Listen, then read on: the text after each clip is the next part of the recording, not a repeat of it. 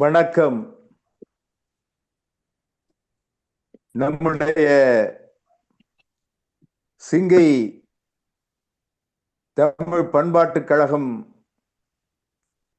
மிக அருமையானதொரு நிகழ்ச்சியை நடத்தி கொண்டிருக்கிறது. பட்டிமன்ற தோரணம் என மிக அருமையாக நடந்தேறி கொண்டிருக்கின்ற இந்த நிகழ்ச்சியை பார்க்கிற பொழுது உண்மையிலேயே தமிழகத்திலே இருக்கிற எங்களை போன்றவர்கள் எல்லாம் மிக்க மகிழ்ச்சி அடைகிறார்கள். ஏனென்று சொன்னால், நாம் கடல் கடந்து அயல் நாட்டிலே வாழ்ந்து கொண்டிருந்தாலும்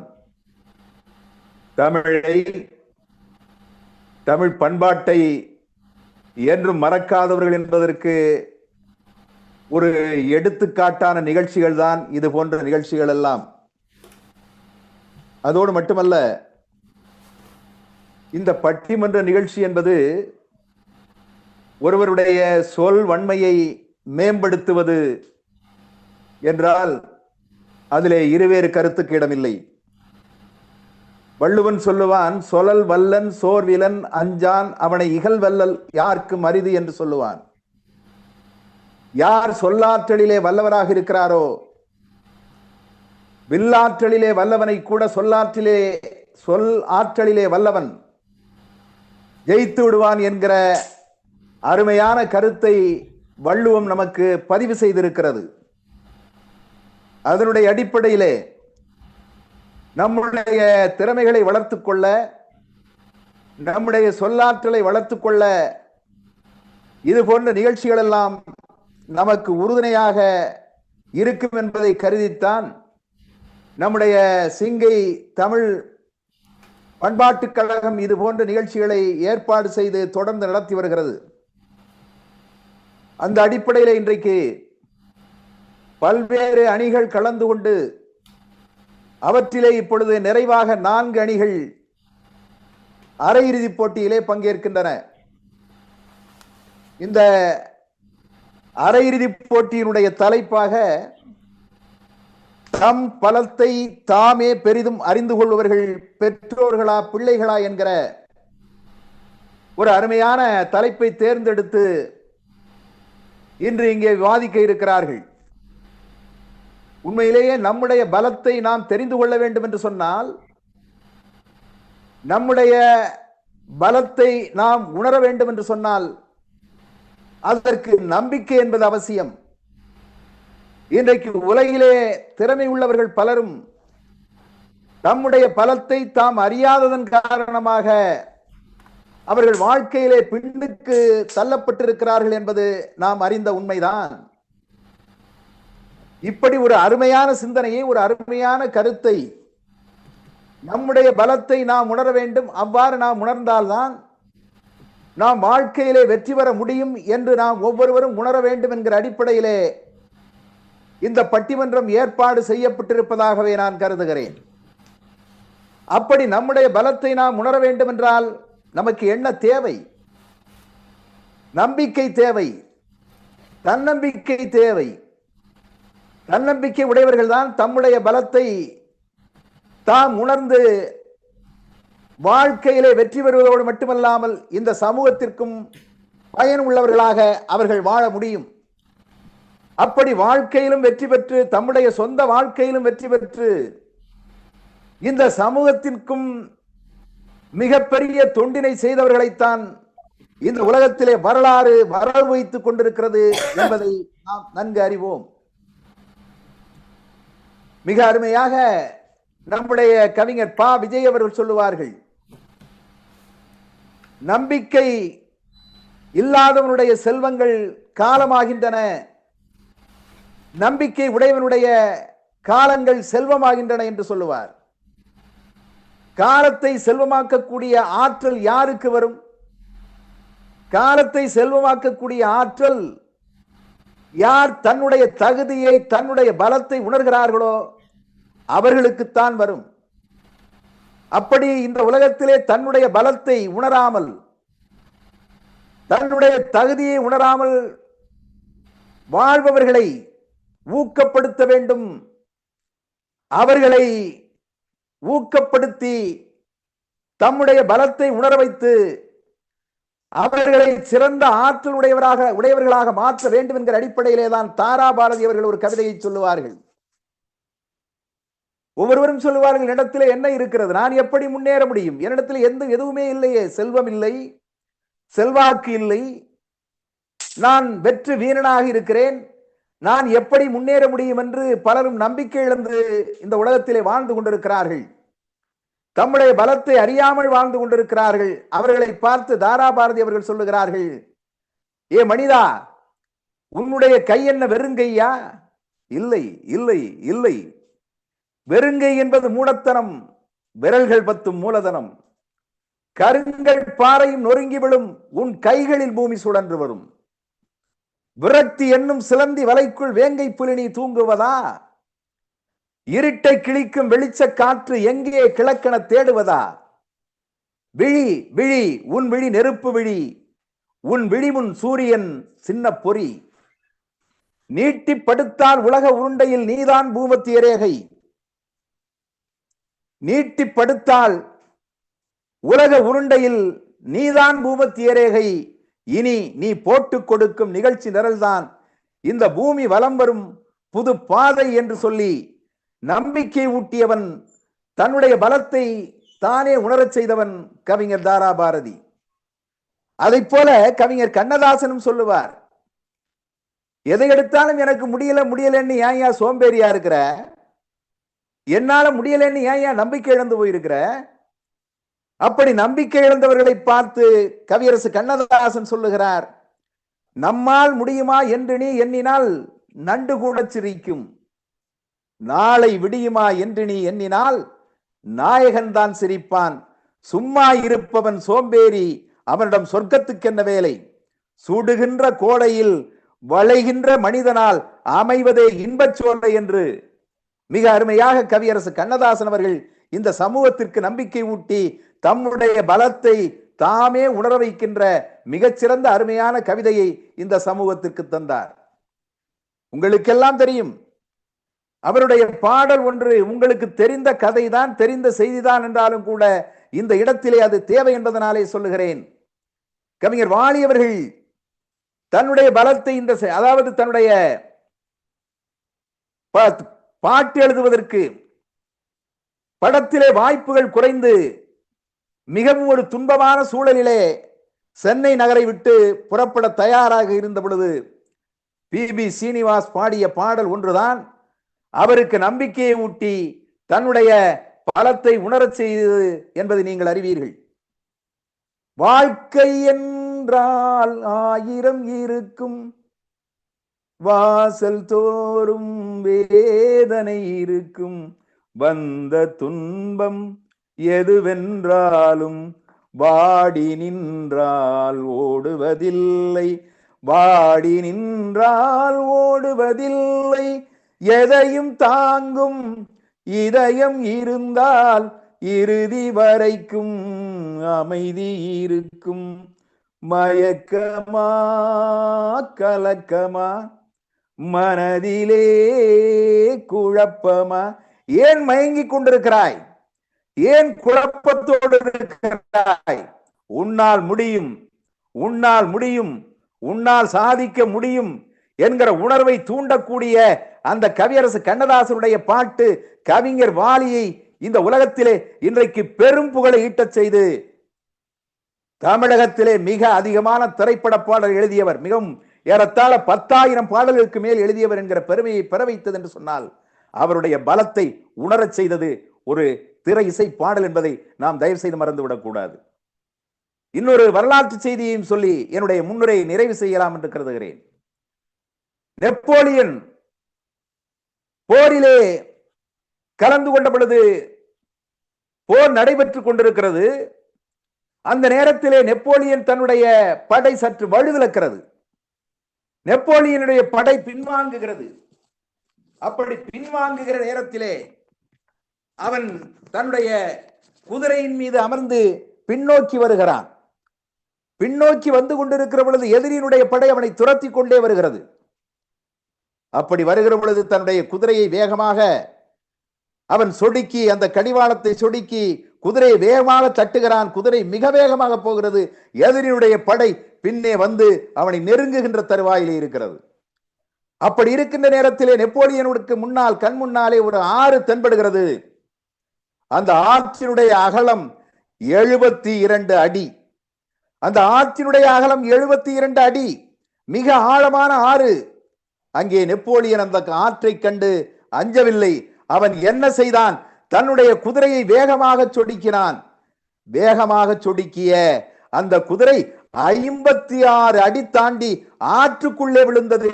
நெப்போலியன் அந்த குதிரை மீது இருந்து தாவி கரை சேர்ந்து காட்டுக்குள்ளே சென்று எதிரியிடமிருந்து தப்பித்து சென்றான். ஏன் இதை சொல்லுகிறேன் என்று சொன்னால், இந்த ஆற்றை கடக்க முடியும் என்கிற நம்பிக்கை, அந்த பலம் நெப்போலியனிடத்திலே இருந்தது. இப்படி தன்னுடைய பலத்தை உணராமல் இந்த உலகத்திலே வாழ்ந்து கொண்டிருக்கிறவர்களுக்கு நம்பிக்கை ஊட்டக்கூடிய வகையிலே இந்த பட்டிமன்றமானது அமையும் என்று நான் கருதுகின்றேன்.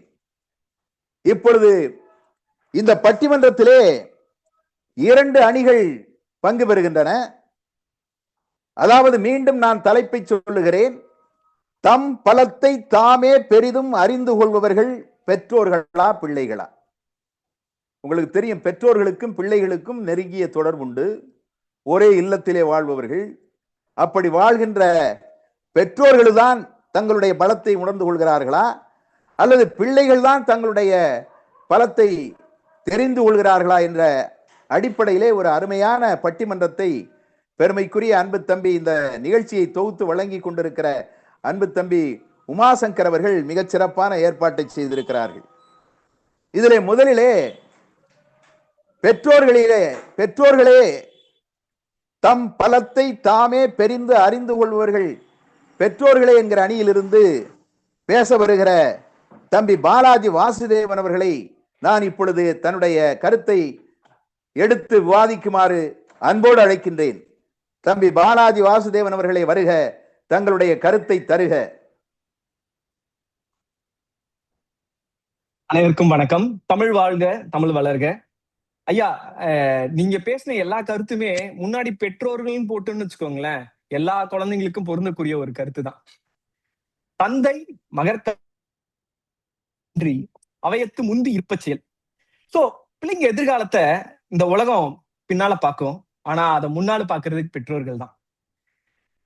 இன்னைக்கு நான் பேச இருக்கிறது வெறும் ஒரு வார்த்தையோ இல்ல கருத்தோ இல்ல. இது பெற்றவங்களோட இதயத்துல இருந்து வர தெய்வீகமான உணர்வு. தான் பையன் யாரு, தான் பையன் எப்படி வருவான், தான் பொண்ணு யாரு, தான் பொண்ணு எப்படி வருவா அப்படின்ற ஒரு விஷயத்த முன்னூட்டியே கண்டுபிடிக்கிறது பெற்றோர்கள் தான். எப்பவுமே எல்லா குழந்தைங்களையும் சாதாரணமா நினைக்கிற இவங்க பெற்றோர்கள் தான் குழந்தைய எப்பவுமே ஒரு அதிசய பிறவியும், அவங்களால சாதிக்க முடிஞ்ச எல்லா விஷயத்தையும் அவங்களால முன்னாடியே பார்க்க முடியும். எப்பவுமே நான் ஒரு கதையோட சொல்லணும்னு நினைக்கிறேன். தாமஸ் ஆல்வா எடிசன் நமக்கு எல்லாத்துக்கும் ஒளி தந்தவர். அந்த ஒளியின் மூலமா தான் நம்ம இன்னைக்கு ஒருத்தவங்களை இன்னொருத்தவங்க பார்க்க முடியுது. தாமஸ் ஆல்வா எடிசன் ஸ்கூலுக்கு போயிட்டு இருக்கப்ப தாமஸ் ஆல்வா எடிசன் கிட்ட ஒரு கடிதத்தை கொடுத்து அவங்க அம்மா கிட்ட கொடுக்க சொல்லி ஆசிரியர் சொல்லிட்டாரு. அந்த கடிதத்தை அவங்க அம்மா கிட்ட கொடுத்து அவங்க அம்மா அதை படிக்கிறாங்க. அவங்க அம்மா அழுகுறாங்க.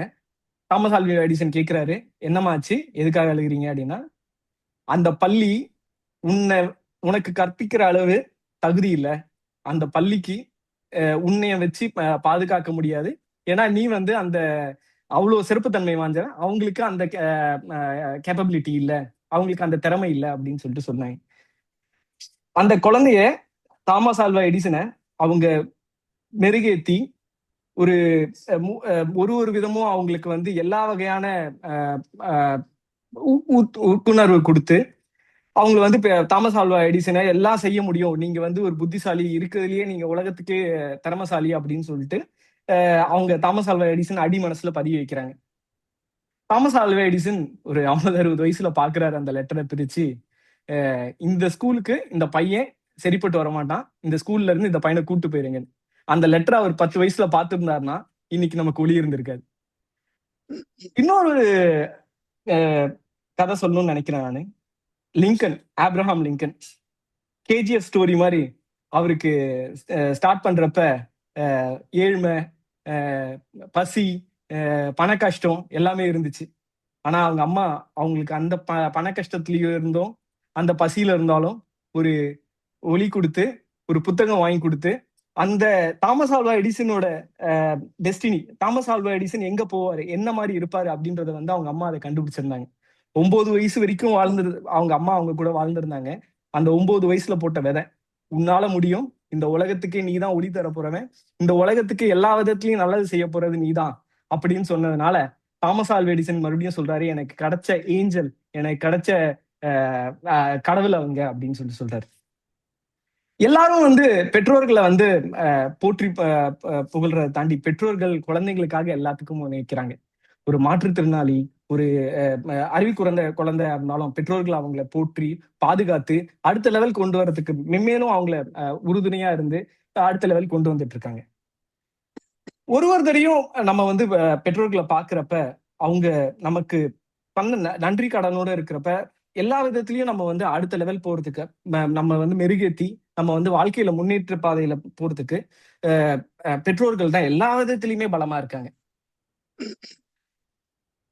5 வயசுல ஒருத்தவங்களுக்கு கால் ஆக்சிடென்ட் ஆச்சு, அவங்களால எதையும் சாதிக்க முடியாது அப்படின்னு சொல்லிட்டு ஊர் மக்கள் எல்லாரும் சொல்லிட்டு இருந்தாங்க.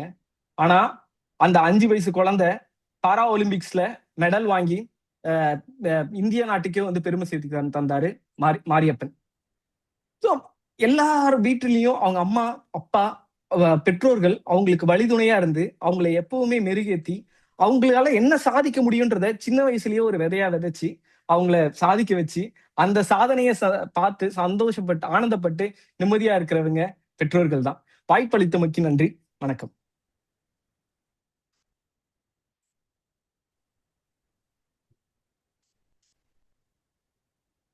அருமை தம்பி வாசுதேவன், ரொம்ப அருமையா 2-3 சான்றுகளை எல்லாம் சொல்லி, தாமஸ் ஆல்வா எடிசனுடைய சான்று மிக ஒரு அருமையான சான்று. தாமஸ் ஆல்வா எடிசனுடைய திறமையை ஆசிரியர்களே உணராத பொழுது அவருடைய தாய் தான் அவருடைய திறமையை உணர்ந்து அவருடைய பலத்தை உணர்ந்து அவரை வழிப்படுத்தினார், நெறிப்படுத்தினார். உண்மையிலே மகிழ்ச்சி. அதுபோல மாரியப்பன் இன்றைக்கு பாரா ஒலிம்பிக் போட்டியிலே இன்றைக்கு தமிழகத்திற்கு பல்வேறு பதக்கங்களை வாங்கி குவித்து மிகப்பெரிய ஒரு புகழை பெற்றிருக்கிற மாரியப்பனை பற்றி சொன்னீர்கள். உண்மையிலேயே மகிழ்ச்சியாக இருக்கிறது. உண்மையிலேயே மிக அருமையாக தன்னுடைய கருத்தை பாலாஜி வாசுதேவன் அவர்கள், பெற்றோர்கள் தங்களுடைய பிள்ளைகளுடைய பலத்தை உணர்ந்து அவர்களை வழிப்படுத்துவதால் நெறிப்படுத்துவதால் தான் இன்றைக்கு மிகப்பெரிய ஆளுமைகள் எல்லாம் புகழ்பெற்றவர்கள் எல்லாம் உருவாகி இருக்கிறார்கள் என்று 2 எடுத்துக்காட்டையும் சொல்லி சென்றிருக்கிறார். இவருக்கு பதில் சொல்வதற்கு இல்லை இல்லை பிள்ளைகள் தான் என்று பேசுவதற்கு அன்பு தங்கை மயூர் அவர்களை அன்போடு அழைக்கின்றேன்.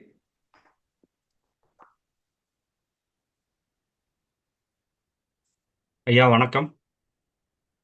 வணக்கம்.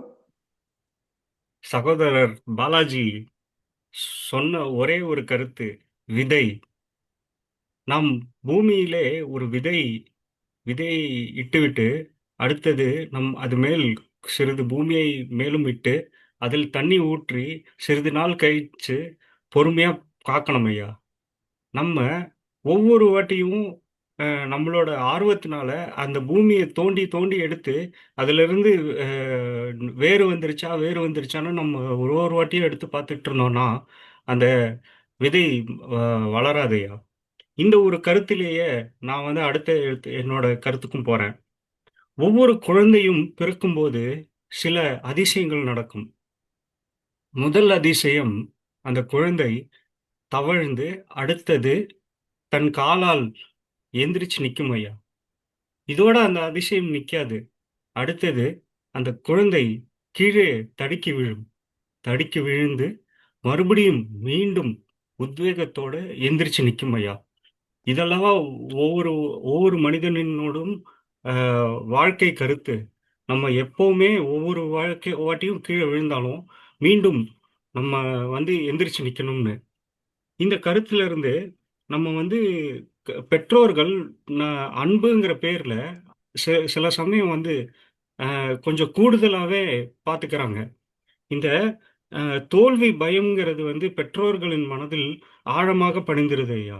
இந்த அவர்கள் பட்ட கஷ்டங்கள் வந்து எப்பவுமே குழந்தைகளுக்கு படக்கூடாதுங்கிறதுக்காக அவங்க ரொம்ப கூடுதலாக ப பாதுகாக்கிறாங்க.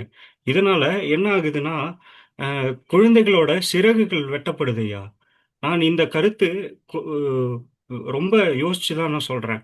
ஏனென்றால், நான் ஒரு குழந்தை க்கு வந்து அமிர்தமான ஒரு ஐஸ்கிரீம கூட குடுக்கறதுக்கு இந்த காலத்துல பயப்படுறாங்கய்யா. அந்த பெற்றோர்கள் வந்து அ ரொம்ப மகிழ்ச்சியோட ஐஸ்கிரீம்லாம் சாப்பிட்டுர்றாங்க. ஆனா குழந்தைக்கு டயபெட்டிஸ் வரும், கோல்டு பிடிச்சுக்குங்கிறதுக்காக அந்த குழந்தைக்கு ஐஸ்கிரீமே குடுக்காம வளர்க்குறாங்க. நீங்க நெனச்சு பாருங்களேன், ஐஸ்கிரீம்ங்கிறது உலகத்திலேயே மிக அமிர்தமான ஒரு அ அ சாப்பாட்டு இது.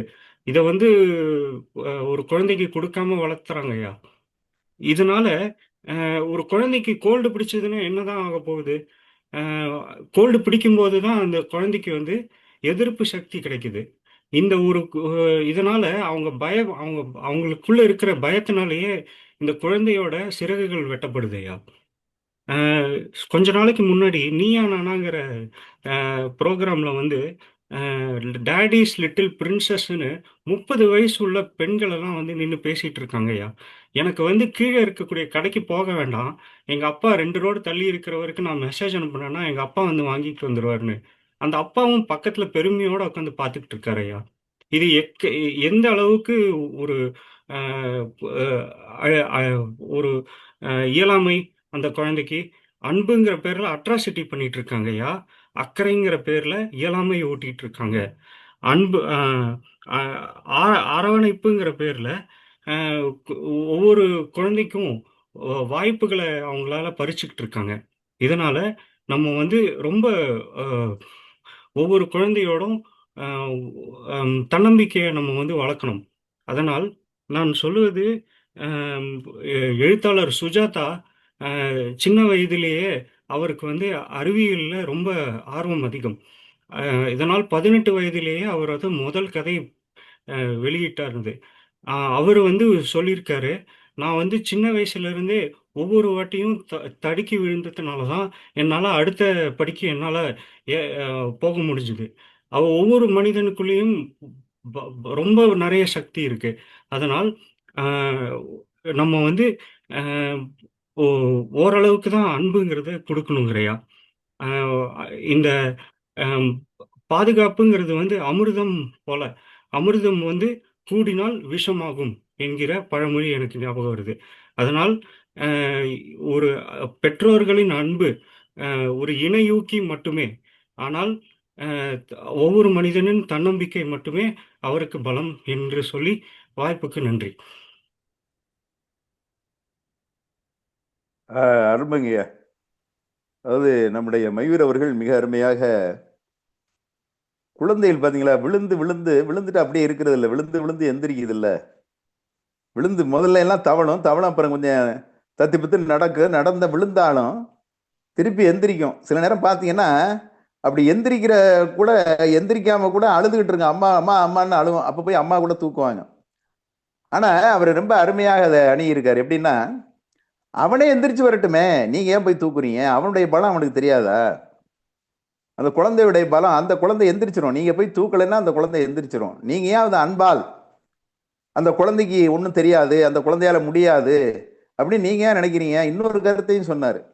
அதாவது நீங்க வந்து இந்த ஐஸ்கிரீம் இதெல்லாம் கொடுக்கும்போது ஒரு ஜலதோஷம் வரட்டுமே, அப்பத்தானே நோய் எதிர்ப்பு சக்தி வளரும் என்றெல்லாம் மிக நல்ல ஒரு புதிய பார்வையில ஒரு அறிவியல் அடிப்படையிலையும் அதே சமயத்துல உளவியல் அடிப்படையிலையும் தங்களுடைய பலத்தை அதே மாதிரி சுஜாதனுடைய ஒரு சிந்தனையை சொல்லி குழந்தைகள் எல்லாம் தங்களுடைய பலத்தை தாமே உணர்ந்திருக்கிறது, அதில் ஒன்றும் மாற்று கருத்து கிடையாது, பெற்றோருடைய அன்புதான் அதை தடை செய்கிறது என்று தன்னுடைய கருத்தை மிக அருமையாக எடுத்து வைத்திருக்கிறார். அவர்களுக்கு வாழ்த்துக்கள். இப்பொழுது இவருடைய இந்த கருத்துக்களுக்கு பதில் சொல்வதற்கு பெருமைக்குரிய அம்மா செந்தாமரை அவர்களை பெற்றோர்களே என்று வாதிடுவதற்கு அன்போடு அழைக்கின்றேன்.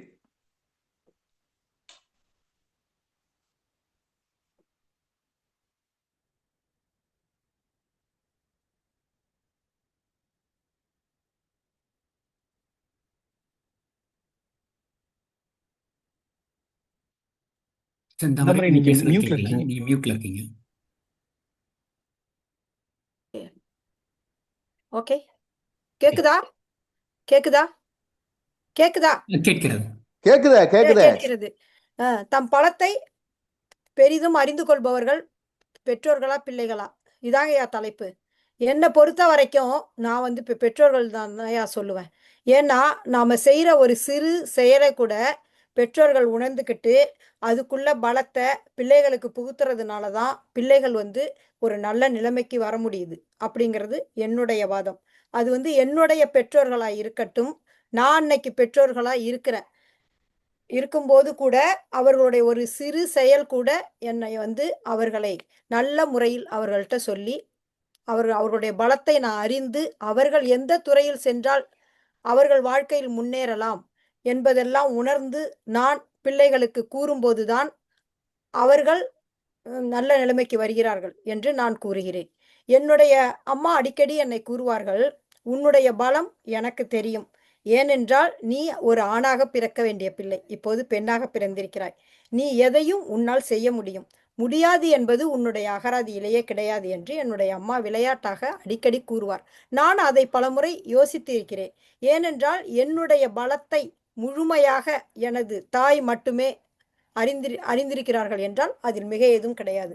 அதனால் தாங்கயா சொல்றேன், பெற்றோர்கள் தான் தன்னுடைய பலத்தை முழுவதுமாக அறிந்து ஒரு பிள்ளைகளை நல் வழியாக இருந்தாலும் சரி அதற்கு அனுப்பும்போது அவர்கள் நம்முடைய பலத்தை அறிந்து இவன் செய்தால் அதை சிறப்பாக செய்ய முடியும் என்ற கருத்து பெற்றோர்களுக்கு மட்டும்தாயா தெரியுது. அதனால தாயா சொல்றேன், பெற்றோர்கள் மட்டும்தான் அவர்களுடைய பலத்தை பெரிதும் நம்பி இருக்கிறாங்க அப்படின்னு.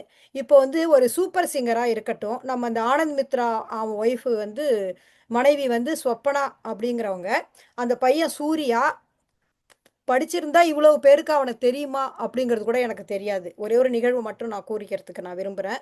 இங்கே படிச்சிருந்தா அவனை வந்து சூர்யாங்கிற பேர் எல்லாருக்கும் தெரிஞ்சிருக்குமா அப்படிங்கிறது தெரியாது. ஆனால் இன்னைக்கு அவனுக்கிட்ட ஒரு பாட்டு பாடுற ஒரு திறமை இருக்கு அப்படிங்கிறத அவங்க அம்மா அறிந்து கொண்டு 2 பிள்ளைகளுக்காக தமிழகத்திலிருந்து சிங்கப்பூர் வந்து தங்கி இன்று ஒரு சூர்யா சூப்பர் சிங்கரில் ஒரு புகழ்பெற்ற சிங்கப்பூர் அறிந்த ஒரு பாடகராக இருக்கிறார் என்றால் அது பெற்றோர்களுடைய பலம்தான். அதை அறிந்து தன்னுடைய பிள்ளை இந்த வழி சென்றால் படிப்பை விட அவனுக்கு ஒரு திறமை பாடலில் இருக்கிறது என்பதை உணர்ந்ததால்தான் அவனை ஒரு சிறப்பான பிள்ளையாக ஆக்க முடிகிறது. நானே ஒரு சிஏ படிக்க வேண்டும் என்று நினைத்தேன். அப்போதெல்லாம் எனது அப்பா அம்மா என்னை படிக்க வைக்கவில்லை. ஆனால் நான் என் பிள்ளையால் முடியும் என்ற ஒரு நம்பிக்கையை பிள்ளைக்கு அன்பாக கொடுத்து என் மகள் இப்போது சிஏ படிக்கிறாள். ஒரு டிபிஎஸ் பேங்கில் ஆடிட்டராக கணக்காளராக பணிபுரிகிறாள். 2வது பெண் ஒரு வக்கீலாக வழக்கறிஞராக பணிபுரிகிறாள். பிஎஸ்எல்இ படிக்கிற வரைக்கும் கூட நல்ல மார்க் இல்லாமல் முடியுமா முடியாதா அப்படின்னு என்னுடைய பிள்ளை இருக்கும்போது நான் அவர்களுக்கு ஒரு பலமாக இருந்து இன்று ஒரு 2 பிள்ளைகளையும் சிங்கப்பூரில் ஒரு நல்ல நிலைமைக்கு ஆளாக்கி வைத்திருக்கிறேன் என்றால் அது ஒரு அன்பாக மட்டும்தான். மயூர் சொன்னாங்க, அன்பை வந்து கொடுக்குறாங்க அப்படின்னு. பிள்ளைகளை அன்பாகத்தான் வழிநடத்த வேண்டுமே தவிர அவர்களை எக்காரணம் முன்னின்று ஒரு பகைமையாக வழிநடத்தினால் இப்போதுள்ள பிள்ளைகள் ரொம்ப கடுமையாக இருக்கிறார்கள். அவர்களை வழிநடத்தவே முடியாது. பெற்றோர்களாக இருந்தாலும் ஆசிரியர்களாக இருந்தாலும் அவர்களை அன்பாக வழிநடத்தி கொண்டு சென்றால் மட்டுமே நம்மால் வெல்ல முடியும். நம்மளுடைய பலத்தை அவர்களால் உணர முடியும் என்று கூறிக்கொள்கிறேன். மயிர் அவர்கள் மீண்டும் கூறினார்கள், ஐஸ்கிரீம் சாப்பிடுவதற்கு கூட ஒரு பிள்ளைகளுக்கு உரிமை கிடையாதா என்று. நம்மளுக்கே தெரியும், பிள்ளைங்களுக்கு ஐஸ்கிரீம் நம்மளே வாங்கி கொடுப்போம். ஒரு பாடகராக இருக்கிறாங்கன்னு வச்சுங்க பிள்ளைங்க, அவங்களுக்கு நம்ம எப்படி ஐஸ்கிரீம் வாங்கி கொடுக்க முடியும்? நாளைக்கு வந்து ஒரு மேடையில் பாட போகிறாங்க, நம்மளுக்கு நல்லாவே தெரியும் அவங்களுக்கு அந்த ஐஸ்கிரீம் வாங்கி கொடுத்தா அவங்களுக்கு தொண்டை கட்டும், அப்படி பாட முடியாது அப்படிங்கிறது.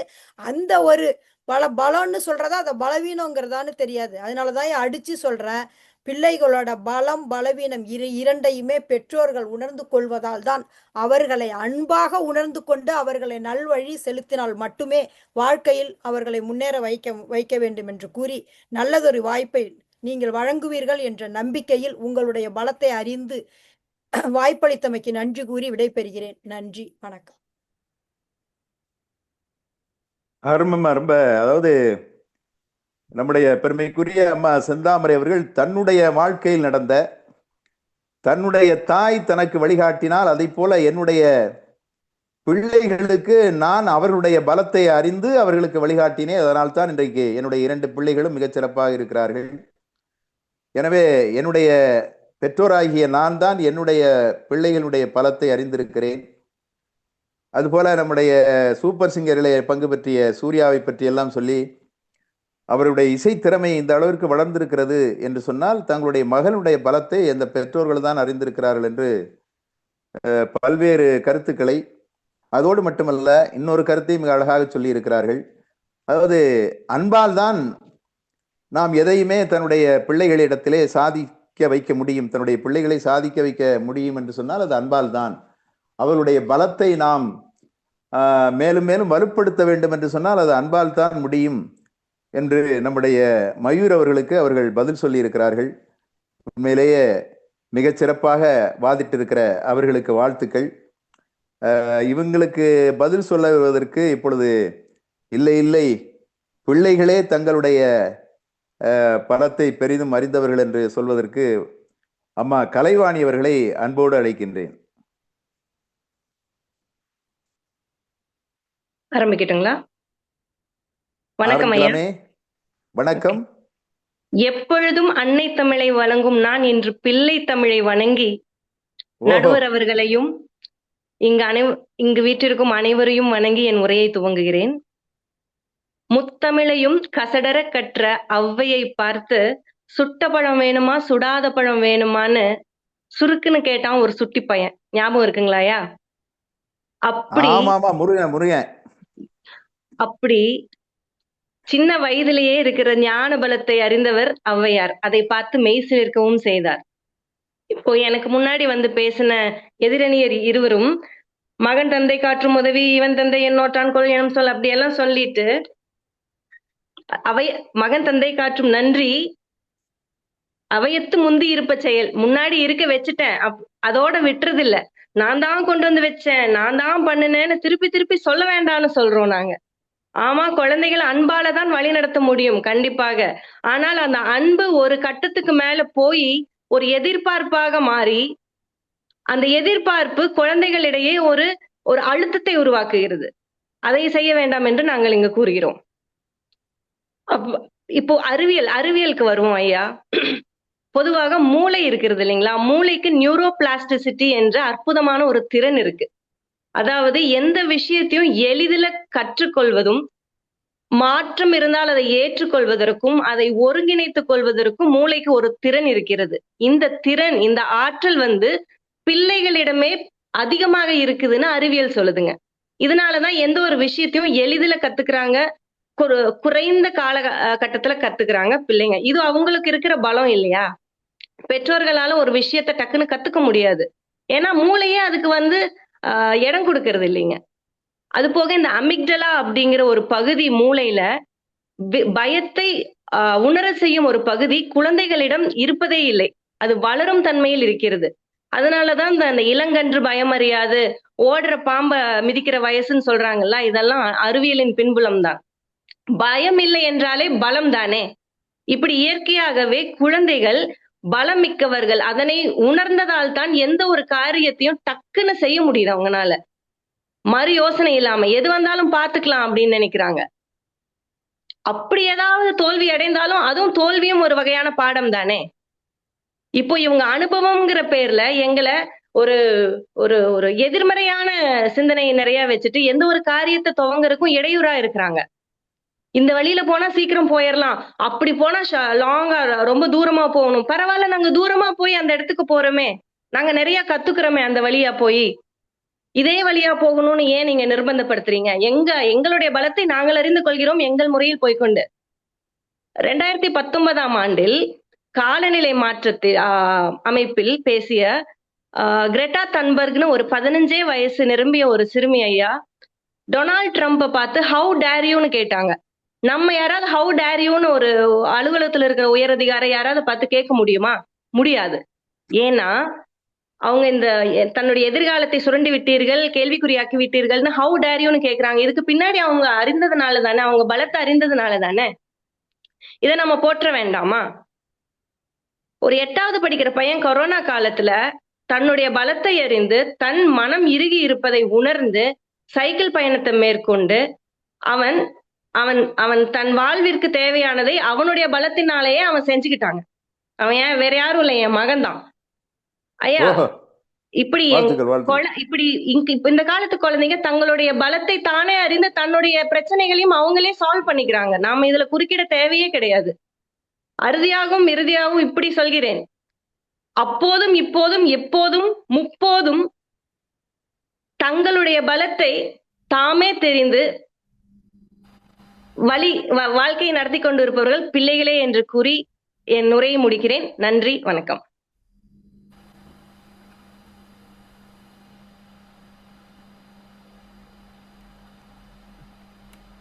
பரவாயில்ல, ரொம்ப அருமை.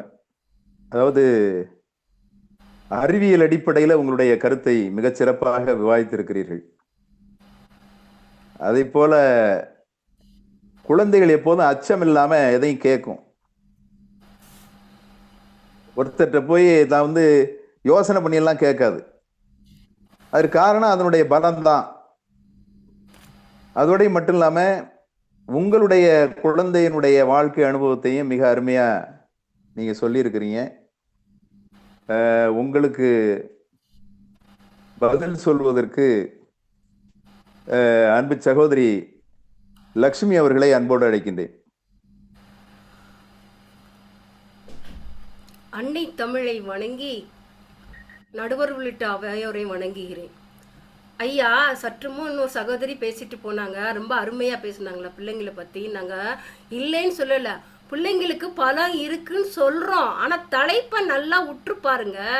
பெரிதும் உங்களுடைய பலம் பெரிதும் எப்படி அறிஞ்சுக்கிறாங்க அதுதான். அப்ப பெரிதும்னா எவ்வளோ விழுக்காடு. பொதுவா எல்லாருமே அவங்க தெரிஞ்சுக்கிறாங்க, நான் இல்லைன்னு சொல்லல. ஆனா எவ்வளோ விழுக்காடு அதிகம், அதுதாங்க நம்மளுடைய தலைப்பே. அப்ப நான் இங்க சொல்ல வரும்போது எங்களுடைய கருத்து என்னன்னா, இவங்க சொன்னாங்க, இவங்க கேட்டது முருகனை பத்தி சொன்னாங்க. நாங்களும் வச்சிருக்கோம் பிரகலாதன். அந்த ஆன்மீகத்துல அவர் அந்த வயிற்றுல இருக்கும் போதே அந்த அம்மா தன்னுடைய குழந்தை நல்ல குழந்தையா வரணும்னு அப்பயே கொடுத்துட்டாங்க. இது உங்களுக்கான எதிர்வாதம். அடுத்து உடைத்தம் வழியார் ஊக்கத்தின் ஊக்கி இடைக்கண் முறிந்தார் பலர். நாங்க இல்லைன்னு சொல்லல, பலம் இருக்கு. எத்தனை பேர் வெற்றி பெறாங்க. இல்ல சொல்லுவாங்க, நம்ம எப்படியாவது வெற்றி பெறணும், இந்த பாடத்துல வெற்றி பெறணும் அல்லது ஓட்டத்துல வெற்றி பெறணும்னு சொல்லுவாங்க. ஆனா எல்லாரும் வெற்றி பெறலையே, ஒரு ஆளு தானே வெற்றி பெறாங்க. அப்ப அந்த வெற்றிக்கு தான் நாங்க இங்க சொல்றோம் பலத்துக்கு. அப்போ சில நேரம் முறிஞ்சிடுறாங்க. இப்ப என்னை மாதிரி ஒரு நோஞ்சான் பிள்ளைகள்லாம் நான் சின்ன பிள்ளைகள தோத்துதான் போவேன். அப்ப என் பலத்தை எங்க அம்மா சொல்லுவாங்க, உனக்கு ஓட வராது, உங்க அக்காவுக்கு தான் ஓட வரும் அப்படிலாம் சொல்லுவாங்க. அப்போ இந்த இடத்துல என்னுடைய நம்பிக்கையை அவங்க தகர்க்காம உனக்கு இது நல்லா வரும்னு சொல்லுவாங்க. உனக்கு தையல் கலைவ நல்லா வரும், மத்த வீட்டு வேலைகள் நல்லா செய்வ, நல்லா சமைப்பா அப்படின்னு எனக்குள்ள பலத்தை எங்க அம்மா எடுத்து கொடுத்தாங்க. உனக்கு இந்த ஓட்டம் வராதுன்றத. அப்ப இதுதான் பெற்றோர்கள் பலம், குழந்தைகளை அறிந்து நான் சொல்றது. அடுத்த ஐயா நாங்க சொல்றோம், இப்போ இவங்க அறிவியல்ல சொன்னதுனால நானும் அறிவியல்லையே ஒரு எடுத்துக்காட்டு சொல்றேன். Madam Marie Curie, Pierre Curie ஒரு நோபல் பிரைஸ் பரிசாளி. அவங்க திடீர்னு அவர் பியர் கியூரி இறந்துட்டாரு ஒரு ஆக்சிடென்ட்ல.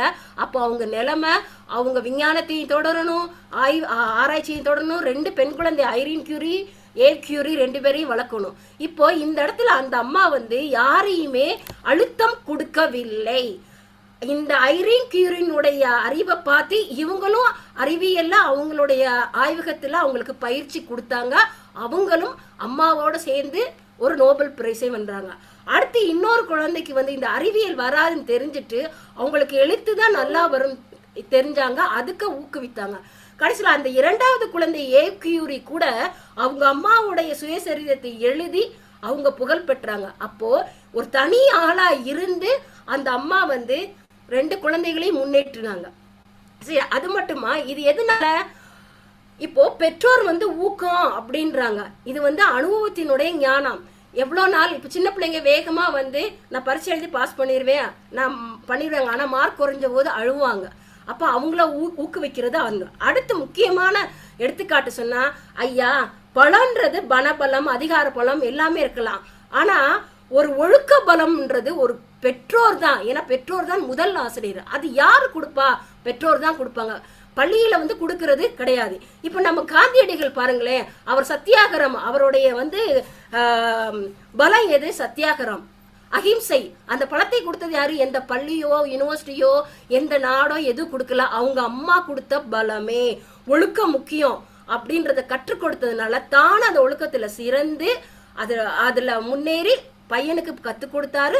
அந்த அஹிம்சை தான் இன்னைக்கு ஒரு புரட்சியா ஒரு பெரிய நாடவே அவருக்கு கீழே அடிபணிந்து விடுதலை கிடைத்ததுக்கு நடந்தது. அடுத்த எங்க கருத்து என்ன சொல்றேன்னா, எங்க கருத்து வந்து பெற்றோர்கள் தான் அதிக சதவீதம், அதிக விழுக்காடு பலம் கொண்டு தன் பலத்தையும் நிரூபித்து பெற்றோர்கள் குழந்தைகளுடைய பலத்தையும் ஊக்குவித்து அவர்களுடைய நாட்டுல ஒரு பெரிய ஆளாக உருவாக்குறாரு. அடுத்து இதுக்கு இன்னொரு அதிகாரம் சொல்ல, நம்மளுடைய ஏபிஜே அப்துல் கலாம், அவர் தன் தந்தையினுடைய ஊக்குதல்னால்தான் தான் நான் வந்து இவ்வளவு தூரம் பெரிய ஆளா வந்தேன். அதே போல அவரும் ஒரு நாட்டுக்கு தந்தையாயிருந்து பல மாணவர்களினுடைய படிப்பு மாலையில ஊக்குவித்தார் என்றதை நான் சொல்லி, பெற்றோர்கள் தான் அதிக பலமே கொண்டவர்கள் என்று சொல்லி நன்றி கூறி விடைபெறுகிறேன். நன்றி நன்றி நன்றி.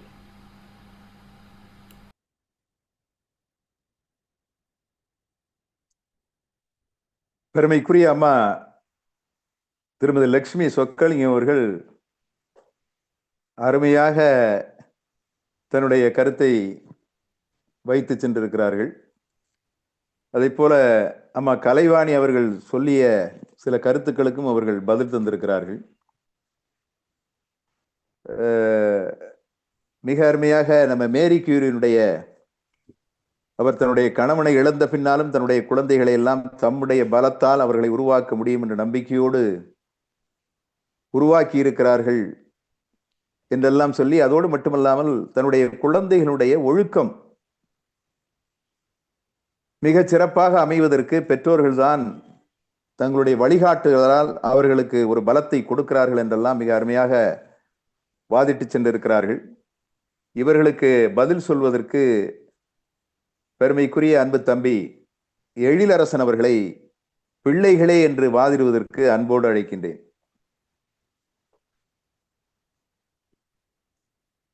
அன்னை தமிழுக்கு வணக்கம். மாண்புமிகு நடுவருக்கும் எண்ணணி எதிரணி அன்பர்களுக்கும் என் பணிவான மாலை வணக்கம். நடுவர் ஐயா, நம்ம எதிரணி நண்பர்கள் தலைப்பை சரியா புரிஞ்சுக்கல ஐயா, தெளிவா தெரியுது ஐயா. தலைப்பு வந்து தம்பலத்தை தாமே பெரிதும் அறிந்து கொள்பவர்கள் யார் அப்படின்னு தான் கொடுத்துருக்காங்க. இவங்க பேசுனது பூரா பிள்ளைகள் பலத்தை அறிந்து கொள்வது பெற்றோர்களா பிள்ளைகளான்னு பேசிட்டு போயிருக்காங்க ஐயா. இங்க வந்து பேச்சே வந்து பிள்ளைகளுடைய பலத்தை அறிந்து கொள்றது பத்தி இல்லை. பெற்றோர்கள் அவங்களுடைய பலத்தை அவங்களா எங்கெங்க உணர்ந்தாங்க அதை பத்தி தான் பேசணும். என்னுடைய அழுத்தமான மறுப்பாக இதை வைக்கிறேன் ஐயா. தலைப்பு எதிரணிக்காரர்களால் தவறாக புரிந்து கொள்ளப்பட்டது ஐயா. அதுக்கப்புறம் இன்னும் ஒரு விடயம் சொன்னாங்க, இந்த அனுபவத்தின் பலன் தான் பெற்றோர்கள் பிள்ளைகளை நல்லா வளர்க்குறாங்க. அந்த அனுபவம் எங்க இருந்து ஐயா கிடைச்சிது? அந்த அனுபவம் அவங்க பிள்ளைகளா இருக்கும்போது கிடைச்சிது. எங்களுக்காக பேசிட்டு போயிடுறாங்க. நன்றி சகோதரி. அவங்க பிள்ளைகள்ல பெற்ற அனுபவங்கள் தான் அவங்க பிள்ளைகளை வளர்க்கறதுக்கு இப்ப இதுவா இருக்கு. சரிங்க ஐயா, இப்ப நான் வந்து என்னுடைய கருத்துக்கு வரேன் ஐயா. ஐயா, ஏகலைவன் ஒருத்தர் கேள்விப்பட்டிருப்பீங்க ஐயா. அதாவது அவரு துரோணர்கிட்ட பாடம் படிக்க போகும்போது சில பல காரணங்களால அவருடைய படிப்பு மறுக்கப்படுது. உடனே அவர் சும்மா இல்லை ஐயா, சுயமா அவரா சிந்திச்சு அவருடைய சிலையை வடிச்சு சுயமா கத்துக்கிட்டாருயா. இன்னைக்கு உலகத்துல சுயமா ஒருத்தர் பாடம் படிச்சாரு, தன்னுடைய பலத்தை உணர்ந்தாருன்னா அதுக்கு உதாரண புருஷனே ஏகலைவன் தாயா. இப்படி ஒருத்தர் வரலாற்று இருந்து இதை விட பெரிய உதாரணம் வேணுமா ஐயா? பிராண்டிஸ் ரிசர்ச்சர்ஸ் அப்படின்னு சொல்லிட்டு 2022 ஒரு ஆய்வு நிறுவனம் ஒரு ஆய்வு நடத்திருக்காங்க ஐயா. 1976 இருந்து 2017 வரைக்கும் சுமார் 3 மில்லியன் காப்புரிமைகளை ஆய்வு செஞ்சிருக்காங்க. அதுல பார்த்தாக்கா 30 வயதுக்கு உட்பட்ட காப்புரிமைகள் எல்லாமே புதிய புதிய சிந்தனைகள், புதிய கண்டுபிடிப்புகளா இருக்கு ஐயா. எந்த ஒரு பழைய கண்டுபிடிப்புகளையும் சார்ந்து அவங்க அறிக்கை வெளியிடல. ஆனா முதியவர்கள் எல்லாருமே பழைய கண்டுபிடிப்புகளை சார்ந்தே அவங்களுடைய அறிக்கை வெளியிட்டிருக்காங்க, காப்புரிமை பெற்றிருக்காங்க. அப்படின்னா புதிய சிந்தனைகள் இளைஞர்கிட்ட தான் இருக்கு. இதை நான் சொல்லல, இந்த ரிசர்ச்சினுடைய ஆய்வறிக்கை சொல்லுது ஐயா. அதுக்கடுத்து என்னுடைய பிள்ளைகள் எனக்கு நிறைய சொல்லிக் கொடுக்குறாங்க ஐயா. எங்க சுற்றுலா போகலாம், நான் எப்படி உடை அணியணும், எப்படி பேசணும் அப்படின்னு என சரிப்படுத்துறாங்க ஐயா. இந்த அறிவு அவங்க எங்கிருந்து பெற்றாங்க? நான் சொல்லிக் கொடுக்கல ஐயா, அவங்களுக்கு இயற்கையாவே வருது. ஒவ்வொரு வீட்லயும் ஓடி ஒரு குழந்தைங்க இருப்பாங்க. நம்ம எதிரினிக்காரர்கள் வீட்லயும் இந்த மாதிரி குழந்தைகள் இருக்கதான் செய்வாங்க ஐயா. அதுக்கடுத்து பெற்றோர்களுக்கு வாய்ப்பு குறைவு ஐயா. பெற்றோர்கள் வளர்ந்த பிறகு ஒரு நிலைமைக்கு மேல அவங்க சீரடைஞ்சு நின்றுடுவாங்க ஐயா. ஒரு நிலையான வீடு அப்படின்னு சொல்லி இருந்துருவாங்க. புதிய முயற்சிகள், புதிய சங்கடங்களை ஏற்க மாட்டாங்க. ஏன்னா ஏற்கனவே உள்ள சங்கடங்களே போதும் நிலையாயிடுவாங்க. ஆனா பிள்ளைகள் புதிய முயற்சிகள், புதிய தேடல்கள், முதல் பள்ளி, முதல் கல்லூரி, முதல் வேலை வாய்ப்பு, இங்கெல்லாம் போகும்போது புதிய சூழ்நிலைகளை சந்திக்கிறாங்க ஐயா. ஒரு இடமும் அவங்கள பலப்படுத்துது ஐயா. அவங்கள தங்களைத்தானே பலப்படுத்திக்கிறாங்க. இங்கெல்லாம் இந்த பெற்றோர்கள் அவங்க கூட இருந்து ஊக்குவிக்கிறது கிடையாது, சொந்தமா முன்னேறாங்க ஐயா. இந்த கைபேசி, தொலைபேசி இதெல்லாம் தானா கத்துக்கிறாங்க ஐயா. பிறந்த குழந்தை அதெல்லாம் செய்ய தெரியுது ஐயா. எங்க அப்பா MA BEd படிச்ச ஒரு தலைமை ஆசிரியர், அவருக்கு தெரியல, என் பேரன் சொல்லி கொடுக்குறான் ஐயா. இந்த ஏஐல என்னமா குறிப்புகள் கொடுக்குறாங்க தெரியுமா, எனக்கு சொல்லி கொடுக்குறாங்க ஐயா. இதெல்லாம் சுயம்பா வருது ஐயா குழந்தைகளுக்கு. பெரியவங்களால முடியாது, பெற்றோர்களால் முடியவே முடியாது, செய்யவே தெரியாது அவங்களுக்கு. இன்னொரு உதாரணம் சொல்றேன் ஐயா. என்னுடைய மகள், நான் ஒரு 7 வயது இருக்கும்போது ஐயப்பன் கோயிலுக்கு கூட்டு போயிருந்தேன் ஐயா. மலையிலிருந்து கீழே இறங்கும் போது என் மகளை தொலைச்சிட்டேன். நான் என்னுடைய கவனக்குறைவால் நான் தொலைச்சிட்டேன். பதட்டப்பட்டு அங்க இங்க ஓடி திரிஞ்சேன் ஐயா. என் மகள் என்ன தெரியும் பண்ணா, பொறுமையா போய் பக்கத்துல இருந்த ஒரு இளநீ கடைக்காரர்கிட்ட ஒரு கைபேசியை வாங்கி, என் மகளுக்கு தெரிந்த ஒரே எண் என்னுடைய மனைவியோட எண். என் மனைவி தமிழ்நாட்டில் இருக்காங்க, அவங்களுக்கு கால் பண்ணி அவங்க கிட்ட பேசி எனக்கு ஃபோன் பண்ணி என் மனைவி என்னை திட்டினாங்க. அது வேற கதை. திட்டி பிள்ளைய அப்படி விட்டீங்களேன்னாங்க. அதுக்கப்புறம் போய் என் பொண்ணை கண்டுபிடிச்சு வந்தேன் ஐயா. இப்ப பாருங்க, இந்த ஒரு சுயமான அறிவு எப்படி ஐயா வந்தது? குழந்தைகளுக்கு இயற்கையாவே இருக்குது ஐயா. அவங்க இப்படி செஞ்சா நம்ம தேடப்பட மாட்டோம் அப்படின்னு தெரியுது இல்லையா? என் வாழ்க்கையில் நடந்த ரியல் உதாரணம் ஐயா இது. இப்படி குழந்தைகளுக்கு சுயமாவே அறிவு இருக்குது ஐயா. பெற்றோர்கள் தமக்கு எல்லாம் தெரியும் அப்படின்னு சொல்லி எதையும் முயற்சி பண்றது கிடையாது. ஆனா குழந்தைகள் சுயமா தேடுறாங்க. எங்கெல்லாம் தேடல் இருக்குதோ அங்க பலம் பெறுவது உறுதி ஐயா. அதனால எப்போதும் செப்பாமல் தம் பலத்தை தாமே அறிபவர்கள் பிள்ளைகளே என என் வாதத்தை நிறைவு செய்கிறேன். நன்றி ஐயா. அருமையா. எழிலரசன் அவர்கள் ஒன்றை மிக அருமையாக சுட்டி காட்டினார்கள். தம் பலத்தை தாமே பெரிதும் அறிந்து கொள்பவர்கள். ஏன்னா சிலருடைய பேச்சுல எப்படி போச்சுன்னா, அதாவது பெற்றோர்களால் பிள்ளைகளுடைய பலம் மேம்படுத்தப்படுகிறது, இது மாதிரி ஒரு சிந்தனையோட போச்சு. அதனால அதை சுட்டி காட்டுகிற அடிப்படையிலே முதலிலே தலைப்பை நாம் தெளிவாக புரிந்து கொள்ள வேண்டும் என்று உண்மையிலேயே மிக அருமையாக சொல்லி இருக்கிறார்கள். அதோடு மட்டுமல்ல, அவருடைய இன்றைக்கு பார்த்தீங்கன்னா இப்ப கைபேசியில நமக்கு தெரிந்த அளவிற்கு நமக்கு தெரியாது, ஆனா நம்முடைய குழந்தைகளுக்கு தெரியுது. ஏன்னா அதுக்கு என்னால முடியுங்கிற அந்த பலம் அதே உணர்கிறது. அப்பா உங்களால முடியாதுப்பா, கொண்டாங்கப்பா என்று சொல்லுகிற பொழுது அதனுடைய பலத்தை அதுவே உணர்கிறது. இன்னைக்கு நமக்கு சில இடங்களிலே அவைகள் வழிகாட்டிகளாக இருக்கிறது. அதோடு மட்டுமல்லாமல் இன்றைக்கு புதிய புதிய சிந்தனைகள் எல்லாம் இளைஞர்களிடத்திலிருந்து தான் உருவாகி வருகிறது. ஏனென்றால் அந்த நம்பிக்கை, அந்த பலம் அதனாலே தான் அவரிடத்திலிருந்து தான் உருவாகி வருகிறது என்று உண்மையிலே மிக அருமையாக வாதிட்டு சென்றிருக்கிறார்கள். அதோடு மட்டுமல்லாமல் தன்னுடைய மகள் காணாமல் போன பொழுது நான் பதட்டப்பட்டேன், ஆனால் என்னுடைய மகள் பதட்டப்படவில்லை, அவளுக்கு நம்பிக்கை இருந்தது. என்னுடைய அம்மாவினுடைய கைபேசியின் எனக்கு தெரியும், யாரிடத்திலாவது அந்த கைபேசியை வாங்கி அவருக்கு அலைபேசியிலே தொடர்பு கொண்டு நிச்சயமாக நான் அப்பா என்னுடைய தந்தையோடு சேர்ந்து விடுவேன் என்ற அந்த பலம், அந்த நம்பிக்கை அந்த குழந்தையிடம் இருந்தது என்று தன்னுடைய வாழ்க்கையில் நடந்த ஒரு நிகழ்ச்சியை மிக அருமையாக எடுத்துக்காட்டி மிகச் சிறப்பாக வாதிட்டிருக்கிறார்கள். அவர்களுக்கு என்னுடைய நெஞ்சார்ந்த வாழ்த்துக்களை சொல்லி, இவருக்கு பதில் சொல்வதற்கு இல்லை இல்லை பெற்றோர்கள் தான் என்று கூறுவதற்கு அன்பு சகோதரி சாந்தி காளிதாஸ் அவர்களை அன்போடு அழைக்கின்றேன். என்னுடைய ஒளியளவு சரியாக இருக்கிறதா? சரியாக இருக்கிறதம்மா. அன்னை தமிழுக்கும் அவையோர் அனைவருக்கும் பணிவான வணக்கம். வினை வழியும் தன் வழியும் மாற்றான் வழியும் துணை வழியும் தூக்கி செயல், இது ஐயன் திருவள்ளுவனுடைய வாக்கு. என்ன சொல்கிறார் என்று சொன்னால், நாம் செய்ய போகின்ற செயலினுடைய வலிமை என்னுடைய வலிமை, என் பகைவனுடைய வலிமை, இருவருக்கும் துணையாக நிற்கின்ற வலிமை, இவை அனைத்தையும் ஆராய்ந்து செயல்பட வேண்டும் என்று சொல்கிறார். இப்படி அத்தனை வலிமைகளையும் முழுமையான பலத்தையும் வெளிப்படுத்தி இந்த சமுதாயத்தில் நிலைநாட்டிக் கொண்டிருப்பவர்கள் பெற்றோர்களே என்று முனைய வந்துள்ளேன் ஐயா. என் அன்பு சகோதரர் எழிலரசன் சொல்லும் பொழுது சொன்னால், நாங்கள் தலைப்பை சரியான கோணத்தில் அணுகவில்லை, நீங்கள் பிள்ளைகளினுடைய பலத்தை பெறுகிறீர்கள் என்றுதான் சொன்னார். ஆம் ஐயா, என் பிள்ளைதான் என்னுடைய பலம் என்று ஒவ்வொரு பெற்றோரும் நினைக்கின்றதனால் தான் தன்னுடைய முழு பலத்தையும் தன் பிள்ளைகளுடைய பலமாக மாற்றி தன் பிள்ளையினுடைய பலத்தையும் இந்த வெளிக்கொண்டு அவர்களை வெற்றி வாகை சூட வைக்கிறார்கள் என்று சொன்னால், அங்கு பெற்றோரினுடைய பலமும் வெளிப்படுகிறது, பிள்ளைகளினுடைய பலமும் வெளிப்படுகிறது, இரண்டு பலமும் வெற்றி அடைகிறது என்பதுதான் என் அணியினுடைய வாதமாக நாங்கள் முன்வைக்கிறோம். சகோதரருக்கு ஒரு உதாரணத்தை கூற விளைகிறேன். உங்கள் எல்லோருக்கும் அறிந்தது கிரிக்கெட் வீரர் ஸ்ரீகாந்த் அவர்கள். அவர் மாபெரும் கிரிக்கெட் வீரர். அவருடைய பையன் அனிருத் ஸ்ரீகாந்த் அவர்கள் கிரிக்கெட் வீரராகத்தான் இருந்தார். அவரும் பிரபல கிரிக்கெட் வீரர். ஆனால் ஒரு கட்டத்தில் தனது மகனுக்கு கிரிக்கெட்டை விட வர்ணனை செய்வதில், அதாவது கமெண்டேட்டர் செய்வதில் மிகுந்த ஆர்வமும் சிறந்த திறமையும் இருக்கிறதை தந்தையான ஸ்ரீகாந்த் புரிந்து கொண்டதனால்தான் அவர் இன்று உலகத்திலேயே சிறந்த கமெண்டேட்டராக வலம் வந்து கொண்டிருக்கிறார் என்று சொன்னால், அது தந்தையினுடைய வெற்றி என்று சொல்லுவதா இல்ல பிள்ளையினுடைய வெற்றி என்று சொல்லுவதா? தந்தையினுடைய பலமும் பிள்ளையினுடைய பலமும் இணைந்து இங்கு வெற்றியாக பார்க்கப்படுகிறது ஐயா. என் அன்பு சகோதரன் மயூர் வந்து சொன்னாரே, அன்புண்டு அட்ராசிட்டி பண்றாங்க, வாய்ப்பை பறிக்கிறாங்க. எங்க வந்து என்ன சொல்லுகிறீர்கள்? சுந்தர் பிச்சை தெரியுமா? யார் அவர்? கூகுள் நிறுவனத்தினுடைய தலைமை அதிகாரியாக இருக்கக்கூடியவர், உலக கோடீஸ்வரன் பட்டியலில் இடம் பிடித்துக் கொண்டிருக்கக்கூடியவர். அவருடைய வெற்றிக்கு காரணம் என்ன என்பதை அவரே பல தருணங்களில் வெளிப்படுத்தி சொல்லியிருக்கிறார். என்ன தெரியுமா? அவர் படிப்பதற்காக அமெரிக்கா செல்வதற்கு விமான டிக்கெட்டினுடைய செலவு மட்டுமே அவருடைய தந்தை ரகுநாத பிச்சையினுடைய ஒரு வருட சம்பளத்தை விட அதிகம். ஆனால் என்னுடைய சம்பளம் ஒரு வருடம் இல்லாமல் என் பிள்ளையை என்னால் படிக்க வைக்கவும் முடியும், என் குடும்பத்தையும் என்னால் நடத்த முடியும் என்று துணிந்து முடிவெடுத்து ஒரு கட்டத்தில் தன்னுடைய வீட்டையே விற்கின்ற நிலைமை வருகின்ற பொழுது கூட தன் பிள்ளை படித்தால் இந்த சமுதாயத்தில் தலை நிமிர்ந்து வருவான் என்ற நம்பிக்கையில் தன் முழு வளத்தையும் செலுத்தி அனுப்பியதனால் தான் இன்று சுந்தர் பிச்சை வெற்றி வாகை சூடி வருகிறார் என்று சொன்னால், இங்கு யாருடைய பலம் வெளிப்பட்டிருக்கிறது என்பதை நாம் ஆழ்ந்து பார்க்க வேண்டும். நேற்று தமிழகத்திலே ஒரு பெரிய நிகழ்வு ஒன்று நடக்கின்றது. அதிலே ஒரு பெண் பேசுகிறார். இன்று தமிழகம் முழுக்க அனைவரும் சொல்லக்கூடிய ஒரே ஒரு வார்த்தை துளசிமதி முருகேசன். யார் அவள்? கடந்த ஆண்டு பாரிஸிலே நடைபெற்ற பாரா ஒலிம்பிக்ஸிலே வெள்ளி பதக்கம் பெற்றவள், முதல் இந்திய பெண் அவள். யார் தெரியுமா? பிறவிலேயே அவளுக்கு இடது கை தசைநார்வு பிரச்சனையாக செயலிழந்து விட்டது.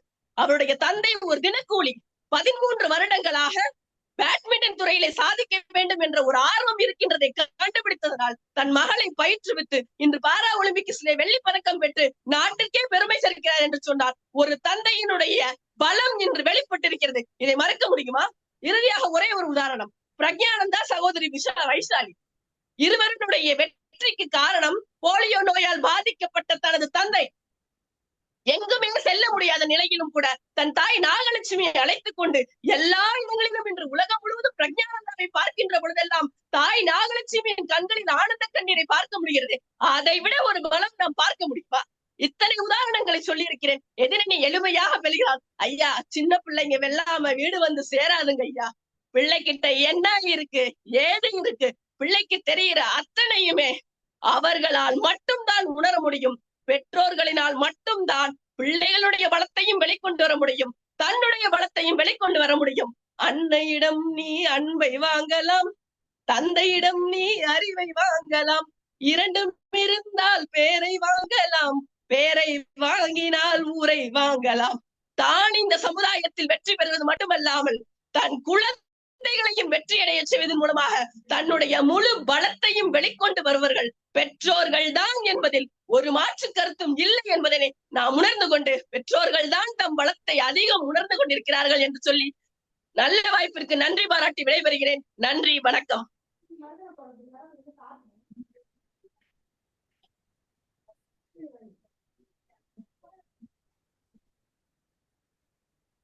மியூட்ல இருக்கீங்க, மியூட்ல இருக்கீங்க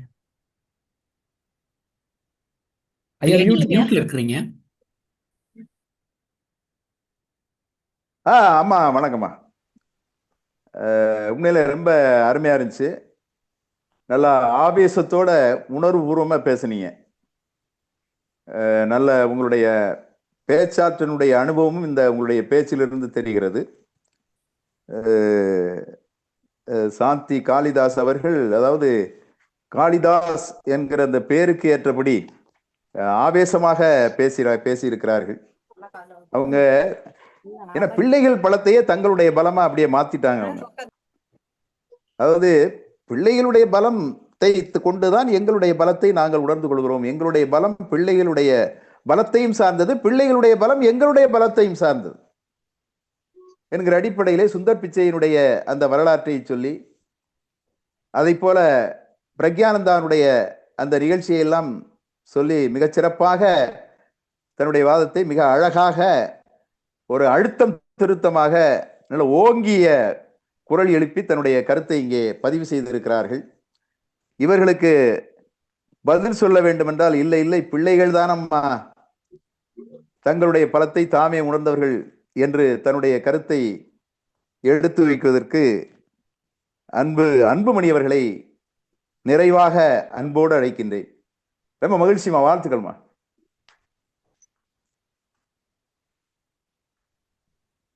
அவையோருக்கு வணக்கம், நடுவருக்கு வணக்கம்.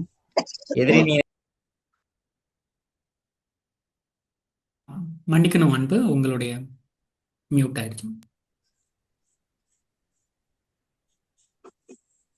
ஆன்றோர்களே, சான்றோர்களே, என்னை போன்றோர்களே, நடுவரவர்களே, எண்ணணி எதிரணி பேச்சாளர்களே.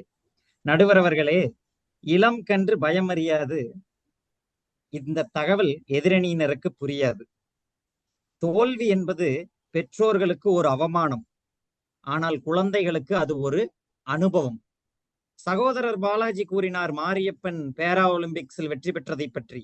ஆனால் அவர் தானாகவே கைப்பந்து விளையாடுவதை ரசித்தார், தானாகவே தன் பலத்தை அறிந்தார்.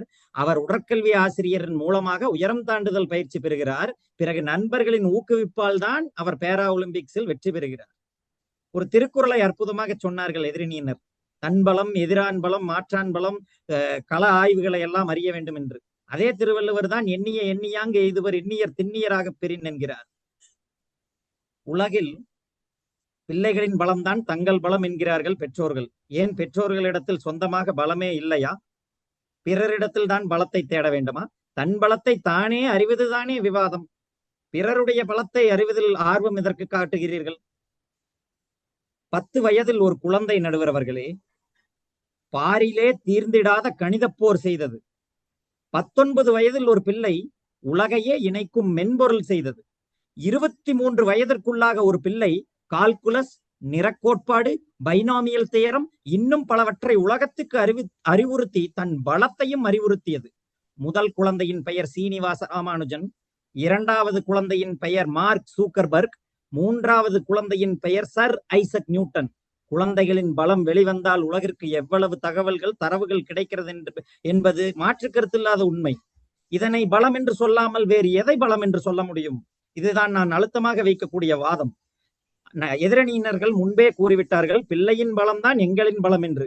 1 வருட சுதந்திர சம்பளத்தை சுந்தர் பிச்சையின் தந்தை அவருக்கு கொடுத்தார். எந்த அடிப்படையில்? அவர்களின் கூற்றுப்படியே குழந்தையின் பலத்தின் மீது அவர்கள் வைத்திருந்த நம்பிக்கையின் அடிப்படையில் அவர்கள் கூறிவிட்டார்கள். நடுவர் அவர்களே, பிரக்ஞானந்தாவின் வெற்றியை பார்த்து தாய் கண்ணீர் விடுவது மகிழ்ச்சி. ஆனால் களத்தில் நின்று போர் புரிந்து பலத்தை அறிந்து தோற்று மீண்டும் ஜெயித்து மேக்னஸ் கால்சன் எனும் உலக செஸ் சாம்பியனை வெற்றி பெற்றது அவருடைய பலம் அல்லவா? மீண்டும் மீண்டும் தோற்று மீண்டும் மீண்டும் எழுந்த கள பயிற்சியினை போராட்டத்தினை குழந்தைதானே எதிர்கொண்டது. ஞானப்பழம் வாங்க வேண்டி தாய் தந்தையை சுத்தி வந்த முருகனும், தந்தைக்கே மந்திரம் விநாயகனும், தந்தைக்கே மந்திரத்தை சொன்ன தகப்பன் சுவாமி முருகரும், பிரணவ பொருளனை அறிய வைத்த முருகனும் பலத்தை தாமே அறிந்த புராண எடுத்துக்காட்டுகள். ஒரு குழந்தை பறப்பதை பார்க்கிறது, தானும் பறந்தாக வேண்டும் என்று தனது குறிக்கோளை இளம் வயதிலேயே உறுதியாக நம்புகிறது. அவர்தான் அப்துல் கலாம். அவர் இளைஞர்களை கனவு காண சொல்கிறார். இந்தியாவின் எதிர்காலம் பள்ளியில் இருக்கிறது என்கிறார். ஏன் அவர் பெற்றோரை கனவு காண சொல்லவில்லை? விவேகானந்தர் 100 இளைஞர்களை தாருங்கள், இந்தியாவை வல்லரசாக்கி காட்டுகிறோம் என்றார். ஏன் பெற்றோரை தாருங்கள் என்று கூறவில்லை? ஏனென்றால் குழந்தைகளின் மனதில் உறுதி இருக்கிறது, அதனால்தான் பாரதி ஓடி விளையாடு பாப்பா நீ ஓய்ந்திருக்கலாகாது பாப்பா என்று குழந்தையின் பலத்தை நம்பி ஒரு பாடல் பாடினார். நடுவர் அவர்களே, எது பலம்? இடைவிடாத தடியடியிலும் இடைவிடாத கொடியை பிடித்து 23 வயதில் இன்னுயிர் ஈந்தாரே திருப்பூர் குமரன், அது பலம். எது பலம்? ஆங்கிலேயரை எதிர்த்து போராடும் பொழுது உயிருக்கு உத்தரவாதம் இல்லாத சூழ்நிலையிலும் கூட இளம் வயதிலேயே தன் உயிரை நாட்டுக்காக அர்ப்பணித்தாரே பகத்சிங், அது பலம். நம் பலத்தின் சோதனை எப்பொழுது வருகிறது? அந்த சவாலின் தரத்திலிருந்து வருகிறது. உயிருக்கே உத்தரவாதம் இல்லாத சூழ்நிலையில் எதிர்த்து நிற்பதல்லவா பலம். மலாலா யூசப்ஸை இளம் வயதிலேயே தீவிரவாதத்திற்கு எதிராகவும் பெண் கல்வி மறுப்பிற்கு எதிராகவும் பிபிசி உருது சேனலில் பேசினார். புறநானூற்றில் வரக்கூடிய புறமுதுகிடாத கதைகள் பலவற்றில் இளம் போராளிகளை பற்றிய கதைகள் உள்ளன அல்லவா? பிரகலாதனுக்கு தாய் பலத்தை தந்தார் என்கிறார்கள். ஆனால் இடைவிடாது போராடி வென்றது பிரகலாதன் அல்லவா? எப்படி நீங்கள் பிறர் பலத்தை தன் பலம் என்று கருத முடியும்? அதனால் எப்பொழுதும் குழந்தைகளுக்கு இயற்கையாகவே பலம் இருக்கிறது. அதைத்தான் எங்கள் கட்சிக்காரர் அறிவியல் ரீதியாக கூறினார். அதனால் அறுதியிட்டு இறுதியாக உறுதியாக சொல்கிறேன், அப்போதும் இப்போதும் எப்போதும் முப்போதும் தப்பாமல் பிறர் செப்பாமல் தம் பலத்தை தாமே அறிந்தவர்கள் பிள்ளைகளே என்று கூறி வாய்ப்பளித்தமைக்கு நன்றி கூறி விடைபெறுகிறேன். நன்றி, வணக்கம்.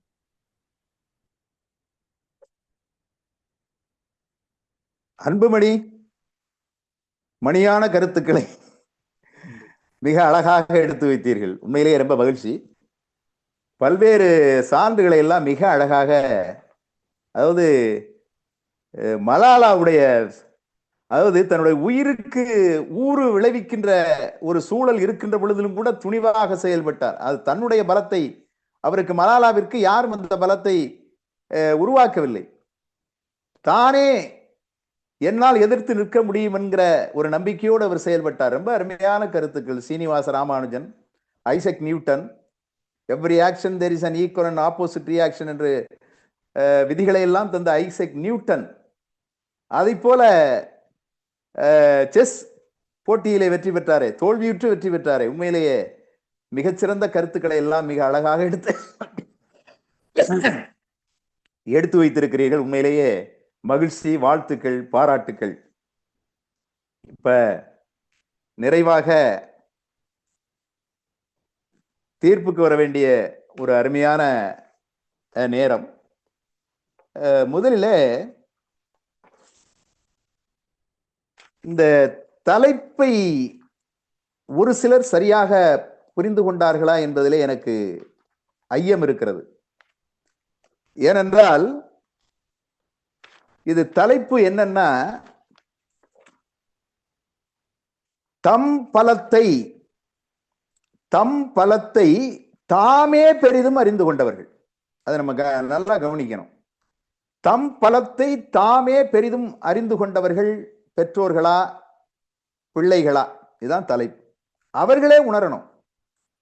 அப்படி அவர்களே யாரும் தங்களுடைய பலத்தை தாமே உணர்ந்து செயல்பட்டிருக்கிறார்களா? அதிலே பெற்றவர்கள் மேலோங்கி இருக்கிறார்களா அல்லது பிள்ளைகள் மேலோங்கி இருக்கிறார்களா என்பதை ஒரு சில சான்றுகளோடு நாம் பார்த்தால்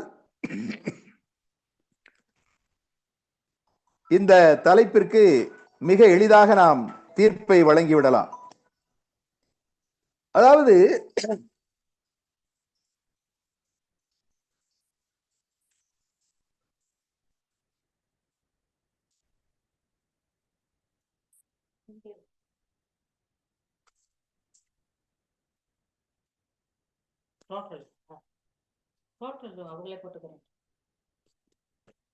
சொல்லு, முதல்ல எப்படி சொன்னியோ அது மாதிரி சொல்லு.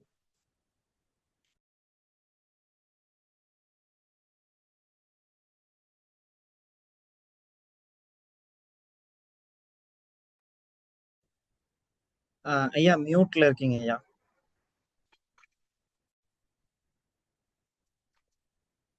இப்பொழுது ஒரு சில சான்றுகளோடு நான் இந்த தலைப்பை அணுகலாம் என்று கருதுகிறேன். உங்களுக்கு தெரியும், விவேகானந்தர் அவரை தெரியாம யாரும் இருக்க முடியாது. இன்றைக்கு உலகத்திலேயே மிகப்பெரிய புகழுக்குரியவராக வரலாற்றிலே நிலைத்து நிற்கின்ற விவேகானந்தர், அவர் துறவு மேற்கொள்ள வேண்டும் என்று விரும்பினார். ஆனால் துறவு மேற்கொள்ள வேண்டும் என்று விரும்பிய பொழுது அவர் தன்னுடைய பலத்தை தாம் உணரவில்லை. அவர் தன்னுடைய பலத்தை துறவு மேல்வதற்குரிய தகுதி தனக்கு இருக்கிறதா என்று தன்னுடைய பலத்தை அவர் தாம் உணராத காலகட்டத்தில், இளமையிலே எந்த வயதிலே துறவு மேற்கொண்டால் அவருடைய அந்த துறவு நிலை சிறப்பாக அமையும் என்கிற தன்மையை உணர்ந்தவர் அவருடைய தாய்தான். இங்கே தாய்தான் அந்த பிள்ளையினுடைய பலத்தை உணர்ந்திருந்தாரே தவிர அந்த பிள்ளை உணரவில்லை. அந்த தம் பலத்தை விவேகானந்தர் உணரவில்லை என்பதற்குத்தான் இந்த கருத்தை சொல்லுகிறேன்.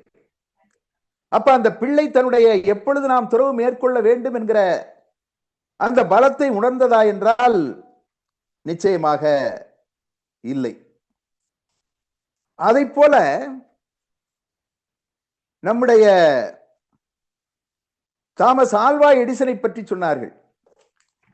தாமஸ் ஆல்வா எடிசனை பற்றி சொல்லுகிற பொழுது, இவ்வளவு பெரிய சாதனையை தான் சாதிக்க முடியும் என்கிற ஒரு உணர்வை, அந்த பலத்தை எங்கிருந்து பெறுகிறார் என்றால் தாயிடம் இருந்துதான் அவர் பெறுகிறார். என்றால் அந்த கடிதம், அந்த கடிதத்தினுடைய செய்தியை, அதனுடைய உண்மையை சொல்லாமல் தாமஸ் ஆல்வா எடிசனுக்கு இவ்வளவு சிறப்புகள் எல்லாம் அமைந்திருக்கிறது, உனக்கு பாடம் நடத்துகிற தகுதி அந்த ஆசிரியர்களுக்கு இல்லை, ஏனென்றால் நீ அறிவிலே மேம்பட்டவனாக இருக்கிறாய் என்று அவனை ஊக்குவித்ததனுடைய அடிப்படையிலேதான், அவனால் சாதிக்க முடியும் என்று தன்னுடைய தாய் நம்பியதனுடைய அடிப்படையிலேதான் அங்கே தாமஸ் ஆல்வா எடிசன் இன்றைக்கு இந்த உலகத்தினுடைய இருட்டையே வெளிச்சமாக்கி காட்டியிருக்கிறார். அங்கேயும் தாமஸ் ஆல்வா எடிசன் ஆகிய அந்த பிள்ளை தன்னுடைய பலத்தை உணர்ந்ததா என்றால் இல்லை என்றுதான் சொல்ல வேண்டும். அது உணர வைக்கப்பட்டது, தன்னுடைய பலத்தை தாம் உணரவில்லை. இப்படி ஏராளமான சான்றுகளை நாம் சொல்லிக்கொண்டே போக முடியும். சரி, தம்முடைய பலத்தை தாமே உணர்ந்த பெற்றோர்கள் இருக்கிறார்களா என்று கொஞ்சம் ஆய்வு செய்து பார்த்தால் நீங்க அதை இப்படியும் பார்க்கணும். அதாவது ஆசிரியர்கள் ஒதுக்கி தள்ளிவிட்டாலும், ஆசிரியர்கள் முடியாது என்று அவனை பள்ளியிலிருந்து நீக்கிவிட்டாலும் என்னால் சாதிக்க முடியும், என்னுடைய பிள்ளையை மிகச்சிறந்த மனிதனாக உருவாக்க முடியும் என்கிற பலம், அந்த நம்பிக்கை அந்த தாயிடம் இருந்தது என்பதையும் நாம் இந்த கோணத்தில் பார்க்க வேண்டும்.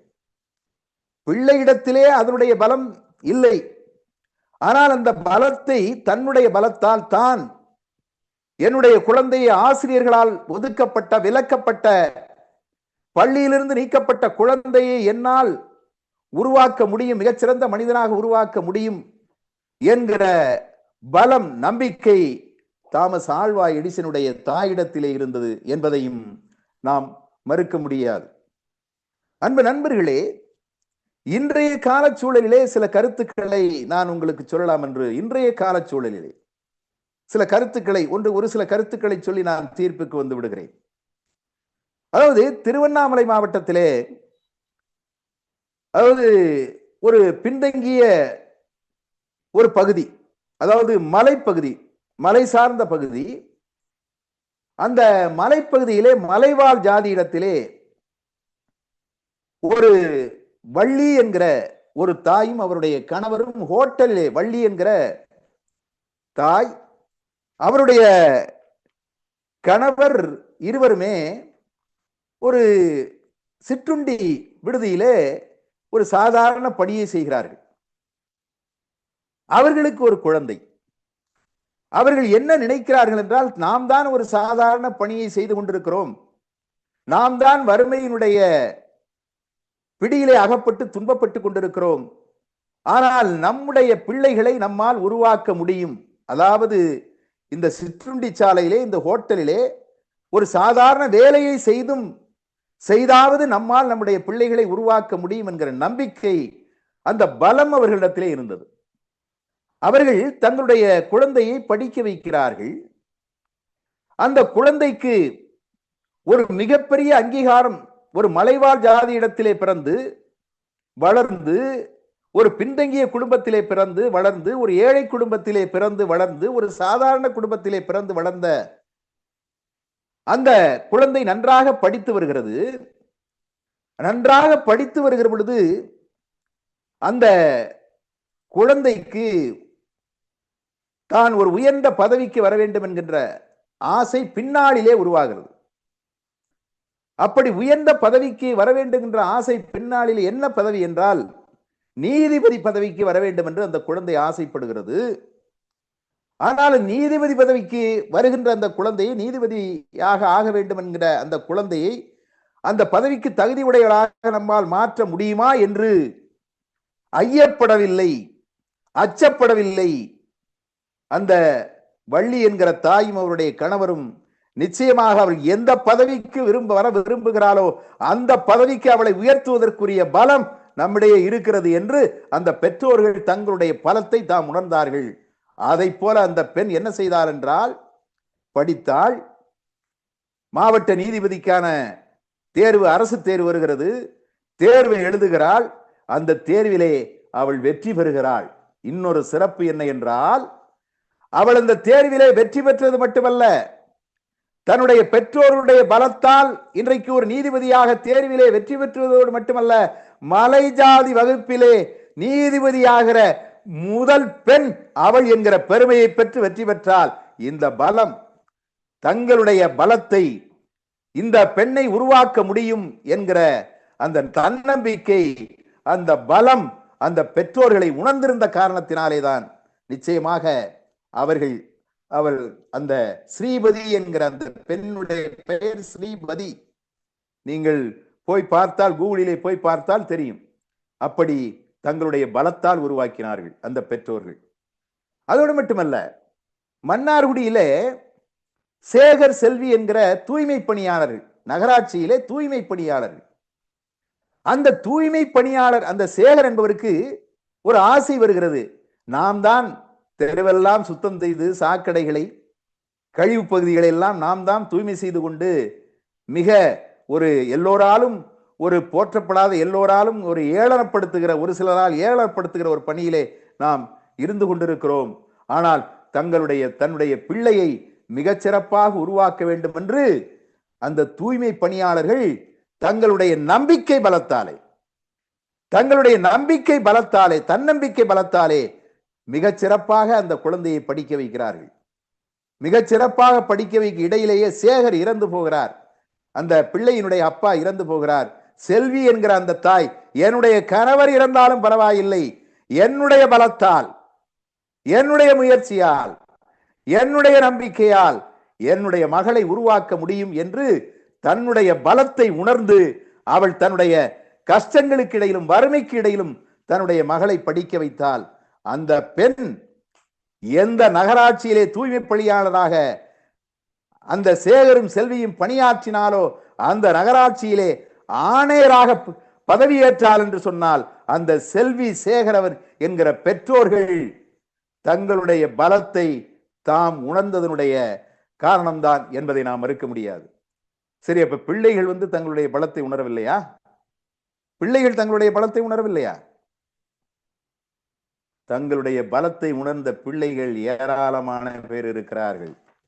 அதைத்தான் நிறைவாக பேசிய அன்பு தம்பி ஏராளமான பேரை அன்புமணி அவர்கள் பலரையும் வரிசையாக அடுக்கி காட்டினார்கள். நானும் 1-2 சான்றுகளோடு நிறைவு செய்து விடலாம் என்று கருதுகிறேன். அதனால் தீர்ப்பை அதற்கு வழங்கி விடுவேன் என்று அன்புமணி எதிர்பார்க்க வேண்டாம். நான் இரண்டையுமே வாய்த்துக் கொண்டிருக்கிறேன். அதாவது பெற்றோர்கள் தங்களுடைய பலத்தை உணர்ந்து செயல்பட்டிருக்கிறார்கள் என்ற கருத்துக்காக சில சான்றுகளை சொல்லியிருக்கிறேன். பிள்ளைகளும் தங்களுடைய பலத்தை உணர்ந்து செயல்படுகிறார்கள் என்பதற்காக சில சான்றுகள். கர்நாடகாவிலே ராஜண்ணா என்கிற ஒருவர் கிட்டத்தட்ட பிள்ளையா இருக்கிற பொழுது மிகச் சிறப்பாக வளர்ந்து வருகிறார். 11 வயது அந்த KS ராஜண்ணா என்பவர்களுக்கு 11 வயது. 11 வயதாகின்ற பொழுது போலியோ நோயால் தாக்கப்படுகிறார். போலியோ நோயால் தாக்கப்பட்ட அந்த KS ராஜண்ணா தளர்ந்து விடவில்லை. நன்றாக நமக்கெல்லாம் போலியோ நோய் வந்துட்டா ஐயோ என்ன இனிமே என்னத்த அப்படின்னு உட்கார்ந்துருவோம். ஆனால் அந்த ராஜண்ணா எனக்கு போலியோ நோய் வந்தால் என்ன, என்னுடைய கால் கைகள் வேண்டுமென்றால் சற்று விளங்காமல் போயிருக்கலாம், என்னால் சாதிக்க முடியும், என்னால் வெற்றி பெற முடியும் என்று அந்த KS ராஜண்ணா ஒரு அதாவது பாலிடெக்னிக் கல்லூரிகளை சேர்ந்து பொறியியல் படிப்பை படிக்கிறார். டிப்ளமா இன் இன்ஜினியரிங், அதாவது பொறியியல் படிப்பை பட்டம் பெறுகிறார். பொறியியல் பட்டம் பெற்றவோடு நிலைக்கு நான் ஒரு மாற்றத்தின அதாவது தம்பி வந்து அந்த உயரம் தாண்டுதல் போட்டியிலே வெற்றி பெற்ற பையனிலாம் சொன்னாங்க. அது மாதிரி இவர் தன்னுடைய அந்த முயற்சியிலே தளர்ந்து விடவில்லை. படிப்பை முடித்த பின்னால் அவர் என்ன செய்கிறார், எங்கேயும் ஒரு இடத்திலே நாம் போய் பணியாற்ற வேண்டியதில்லை, என்னால் சாதிக்க முடியும், என்னுடைய பலம் எனக்கு தெரியும் என்று ஒரு நிறுவனத்தை ஏற்படுத்தி கிட்டத்தட்ட ஒரு 30, 40, 350 பேர் அவர் பாருங்க, ஒரு மாற்றுத்திறனாளியாக இருந்தாலும் கூட அந்த இளைஞர் அவர் தன்னுடைய பலத்தை தாம் உணர்ந்து தன்னம்பிக்கையோடு செயல்பட்டு ஏறத்தாழ 350 பேர் பணியாற்றக்கூடிய ஒரு நிறுவனத்தை ஏற்படுத்தி அந்த நிறுவனத்தினுடைய தலைவராகிறார். அதோடு மட்டுமல்ல, பல மாற்றுத்திறனாளிகளையும் அந்த நிறுவனத்திலே அவர் பணியிலே அமர்த்தி செயல்படுகிறார். அதோடு மட்டுமல்ல, 1992ஆம் ஆண்டிலே ஸ்பெயினிலே 2002ஆம் ஆண்டிலே 2002 பாரா ஒலிம்பிக் போட்டி நடைபெறுகிறது. அந்த எப்படி அந்த தங்கவேல் என்பவர் பாரா ஒலிம்பிக்கிலே வெற்றி பெற்றாரோ அதை போல அந்த பாரா ஒலிம்பிக் போட்டியிலே வெற்றி பெற்று, அதாவது மிக தடகள வீரர் வெற்றி பெற்று வட்டு எறிதலிலே தங்கப்பதக்கம் பெறுகிறார். நீச்சல் போட்டியிலே வெள்ளிப்பதக்கம் பெறுகிறார். ஏன் இதை சொல்லுகிறேன் என்று சொன்னால், அந்த தம்பி தனக்கு போலியோ நோய் வந்துவிட்டது என்று அவர் சோம்பி இருந்து விடவில்லை, தனக்கு போலியோ நோய் வந்துவிட்டது என்று அஞ்சி விலகிவிடவில்லை, முயற்சி செய்தார், என்னால் சாதிக்க முடியும் என்கிற தன்னுடைய பலத்தை உணர்ந்தார். இன்று அவருடைய ஆற்றலை பாராட்டி நம்முடைய இந்திய அரசு அவருக்கு பத்மஸ்ரீ பட்டம் வழங்கி இருக்கிறது என்று சொன்னால், அந்த பிள்ளை தன் பலத்தை தான் உணர்ந்ததனுடைய அடிப்படையிலே தான் இன்றைக்கு அவருக்கு அந்த பத்மஸ்ரீ பட்டம் வழங்கப்பட்டிருக்கிறது. அதை போல உலக அடிப்படையிலே ஒரு சான்றை சொல்லி நான் நிறைவு செய்து விடுகிறேன். டெரக் ரெட்மேன் என்பவன் மிகச்சிறந்த தடகள வீரன். உலக அளவிலே பல போட்டிகளிலே கலந்து கொண்டு 400 மீட்டர் ஓட்டப்பந்தயத்திலே வெற்றி பெற்றவன் டெரக் ரெட்மேன். அப்படிப்பட்ட அந்த டெரக் ரெட்மேன் பார்சிலோனாவிலே நடந்த ஒரு ஸ்பெயினிலே இருக்கிற பார்சிலோனியாவில் நடந்த ஒரு தடகள போட்டியிலே பங்கு பெறுகிறான். 400 மீட்டர் ஓட்டப்பந்தயம், துப்பாக்கி சத்தம். அவர்கள் கிட்டத்தட்ட ஒரு 8 நாடுகளைச் சேர்ந்த வீரர்கள் அந்த ஓட்டப்பந்தயத்திலே பங்கு பெறுவதற்கு அங்கே தயாராக இருக்கிறார்கள். துப்பாக்கி சத்தம் கேட்கிறது, 8 பேரும் ஓடுகிறார்கள். அதாவது இந்த ஒளிப்பதிவு கருவிகள் எல்லாம் அந்த டெரக் ரெட்மேண்டை நோக்கியே, அவன்தான் வெற்றி பெறுவான் என்று அவனை நோக்கியே அந்த ஒளிப்பதிவு கருவிகள் எல்லாம் இருக்கின்றன. 200 மீட்டர் ஓடி வருகிறான் டெரக் ரெட்மேன். ஆனால் 200 மீட்டர் தாண்டிய பின்னாலே அவனுடைய காலிலே தசைப்பிளவு ஏற்படுகிறது. தசைப்பிளவு ஏற்பட்டால் மிகுந்த கடுமையான வலி, அவனால் ஓட முடியவில்லை. ஆனால் அவன் காலை இழுத்துக்கொண்டு ஓடுகிறான். அவனுடைய கண்களில் இருந்து கண்ணீர் வருகிறது, அழுது கொண்டே ஓடுகிறான். அதை பார்த்து கொண்டிருந்த தன்னுடைய தந்தை அவருடைய அதாவது அங்கே பல்வேறு பாதுகாவலர்கள் இருந்தாலும், ஐயோ அழுது கொண்டே ஓடுகிறானே, நிறுத்து, நில் என்று சொல்லிக்கொண்டு அந்த பாதுகாவலையும் மீறி உள்ளே ஓடி வருகிறான். ஓடி வந்து நிறுத்து, போதும் நிறுத்து, உன்னை அழுது கொண்டு துன்பப்பட்டு கொண்டு வேதனைப்பட்டு கொண்டு இப்படி ஓடுகிறாயே, நிறுத்து என்று தன்னுடைய தந்தை அவனை தடுக்கிறார். ஆனால் அவன் சொல்லுகிறான், அப்பா நான் ஓடி நிச்சயமாக எல்லை கோட்டை தொட்டுத்தான் நான் என்னுடைய இந்த போட்டியை நிறைவு செய்வேன் என்று சொல்லுகிற பொழுது, அவனுக்கு முன்னால் 3 பேர் ஓடி அந்த எல்லை கோட்டை தொட்டு விட்டார்கள், இனி எதற்கு நீ ஓடுகிறாய் என்று அவனுடைய தந்தை தடுக்கிற பொழுது, அப்பா இல்லையப்பா, என்னாலும் எல்லை கோட்டை தொட முடியும். அவர்கள் தொட்டால் என்ன, அதன் பின்னால் என்னாலும் தொட முடியும். என்னை நிறுத்தாதீர்கள், என்னுடைய பலம் இந்த வேதனையிலும் இந்த துன்பத்திலும் எனக்கு தெரியும். நான் நிச்சயமாக நான் அந்த எல்லை கோட்டை தொடுவேன் என்று தந்தை அவனுடைய கையை, அவனுடைய தோளிலே கையை போட்டுக் கொண்டு ஓடுகிறார். கொஞ்ச தூரத்திலே தந்தையையும் விலக்கி விட்டு அவன் ஓடி அந்த எல்லை கோட்டை 400 மீட்டர் எல்லை கோட்டை தொடுகிறான். அவன் அந்த வேதனையிலும் நிச்சயமாக தன்னுடைய பலத்தால் அந்த எல்லை கோட்டை தொட முடியும் என்று நினைத்தான். தொட்டான். கிட்டத்தட்ட 65,000 பேர் நிரம்பியிருந்த அந்த அவை, அதாவது முதலிடம் 2ஆம் இடம் பெற்றவர்களுக்கு கீழே அமர்ந்து கொண்டுதான் கைதட்டியது. ஆனால் டெரக் ரெட்மேன் அந்த எல்லை கோட்டை தொட்ட பொழுது அந்த அவையே 65,000 பேர் நிரம்பி இருந்த அந்த அவையே எழுந்து நின்று கைதட்டியது என்று சொன்னால், தன்னுடைய தந்தை கூட உணராத பலத்தை அந்த பிள்ளை உணர்ந்திருந்தது. எந்த துன்பத்திலும் என்னால் எல்லையை தொட முடியும், தோற்றால் என்ன, என்னுடைய 65,000 பேர் எழுந்து நின்று கைதட்டினார்களே, அதுவே என்னுடைய வெற்றியினுடைய அடையாளம் என்று சொல்லி அந்த பிள்ளை தன்னுடைய பலத்தை உணர்ந்திருந்தது. அப்ப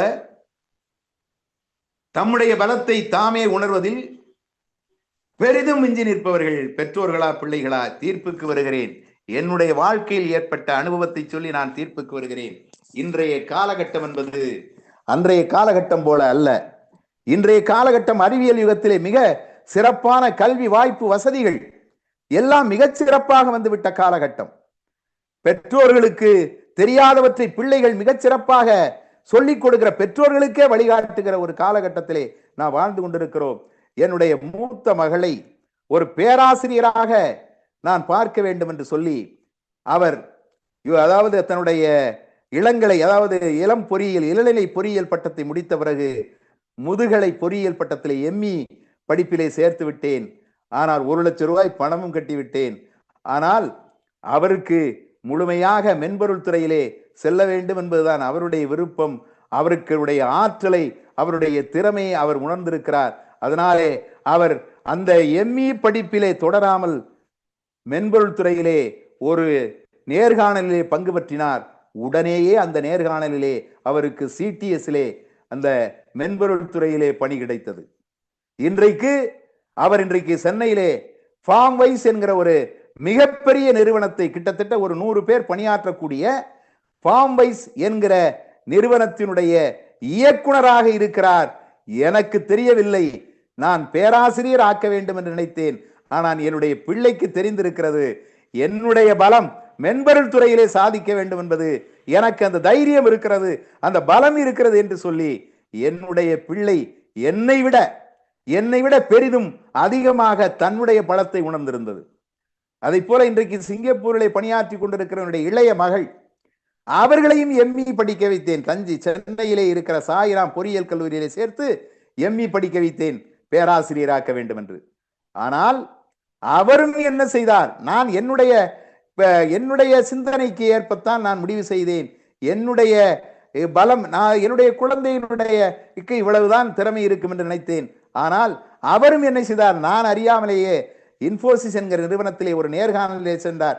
அவரும் அதில் உடனேயே தேர்வு செய்யப்பட்டு மைசூரிலே அவர் பயிற்சியை முடித்துவிட்டு இன்று இன்ஃபோசிஸிலே இருந்துவிட்டு இன்று விப்ரோவிலே நம்முடைய சிங்கப்பூரில் இருந்து கொண்டிருக்கிறார். என்றால் காரணம் என்ன என்று சொன்னால், பெற்றோராகிய நான் அறியாத தங்களுடைய பலத்தை என்னுடைய பிள்ளைகள் மிகச் சிறப்பாக உணர்ந்திருக்கிறார்கள், மிகச் சிறப்பாக தெரிந்து கொண்டிருக்கிறார்கள். இன்றைய காலகட்டத்தை பொறுத்தவரை இந்த நிகழ்வுக்கு தீர்ப்பு வழங்க வேண்டும் என்று சொன்னால் நிச்சயமாக சொல்லுகிறேன், என்னுடைய குடும்பத்திலே நடந்த நிகழ்ச்சிகளையும் இன்றும் இந்த சமூகத்திலே நான் பார்த்து கொண்டிருக்கிற நிகழ்ச்சிகளையும் உணர்ந்து சொல்லுகிறேன். தம் பலத்தை தாமே பெரிதும் இன்றைய காலகட்டத்தில் அறிந்து கொண்டவர்கள் பெற்றோர்களை விடும் பிள்ளைகளே என்று தீர்ப்பளித்து என்னுடைய தீர்ப்பை நிறைவு செய்கிறேன். நன்றி, வணக்கம். அனைவருக்கும் வணக்கம். சற்று ஒரு 2 நிமிடங்கள் காத்திருக்கவும். தமிழ்மொழி பண்பாட்டுக் கழகத்தின் சார்பாக அதன் பொருளாளர் மரியாதைக்குரிய வசந்தராஜு அவர்கள் நம்மோடு இணைய வேண்டும். அவர் இணைந்த பிறகு எங்களுக்கு ஏற்கனவே கொடுக்கப்பட்ட மதிப்பெண் அடிப்படையிலான தீர்ப்பு வழங்கப்படும். அதுவரை அனைவரும் தயவு செய்து அன்மியூட் செய்யாமல் காத்திருக்கவும். நேர கண்காணிப்பாளரே, ரெக்கார்டிங்கை நீங்கள் நிறுத்த வேண்டாம்.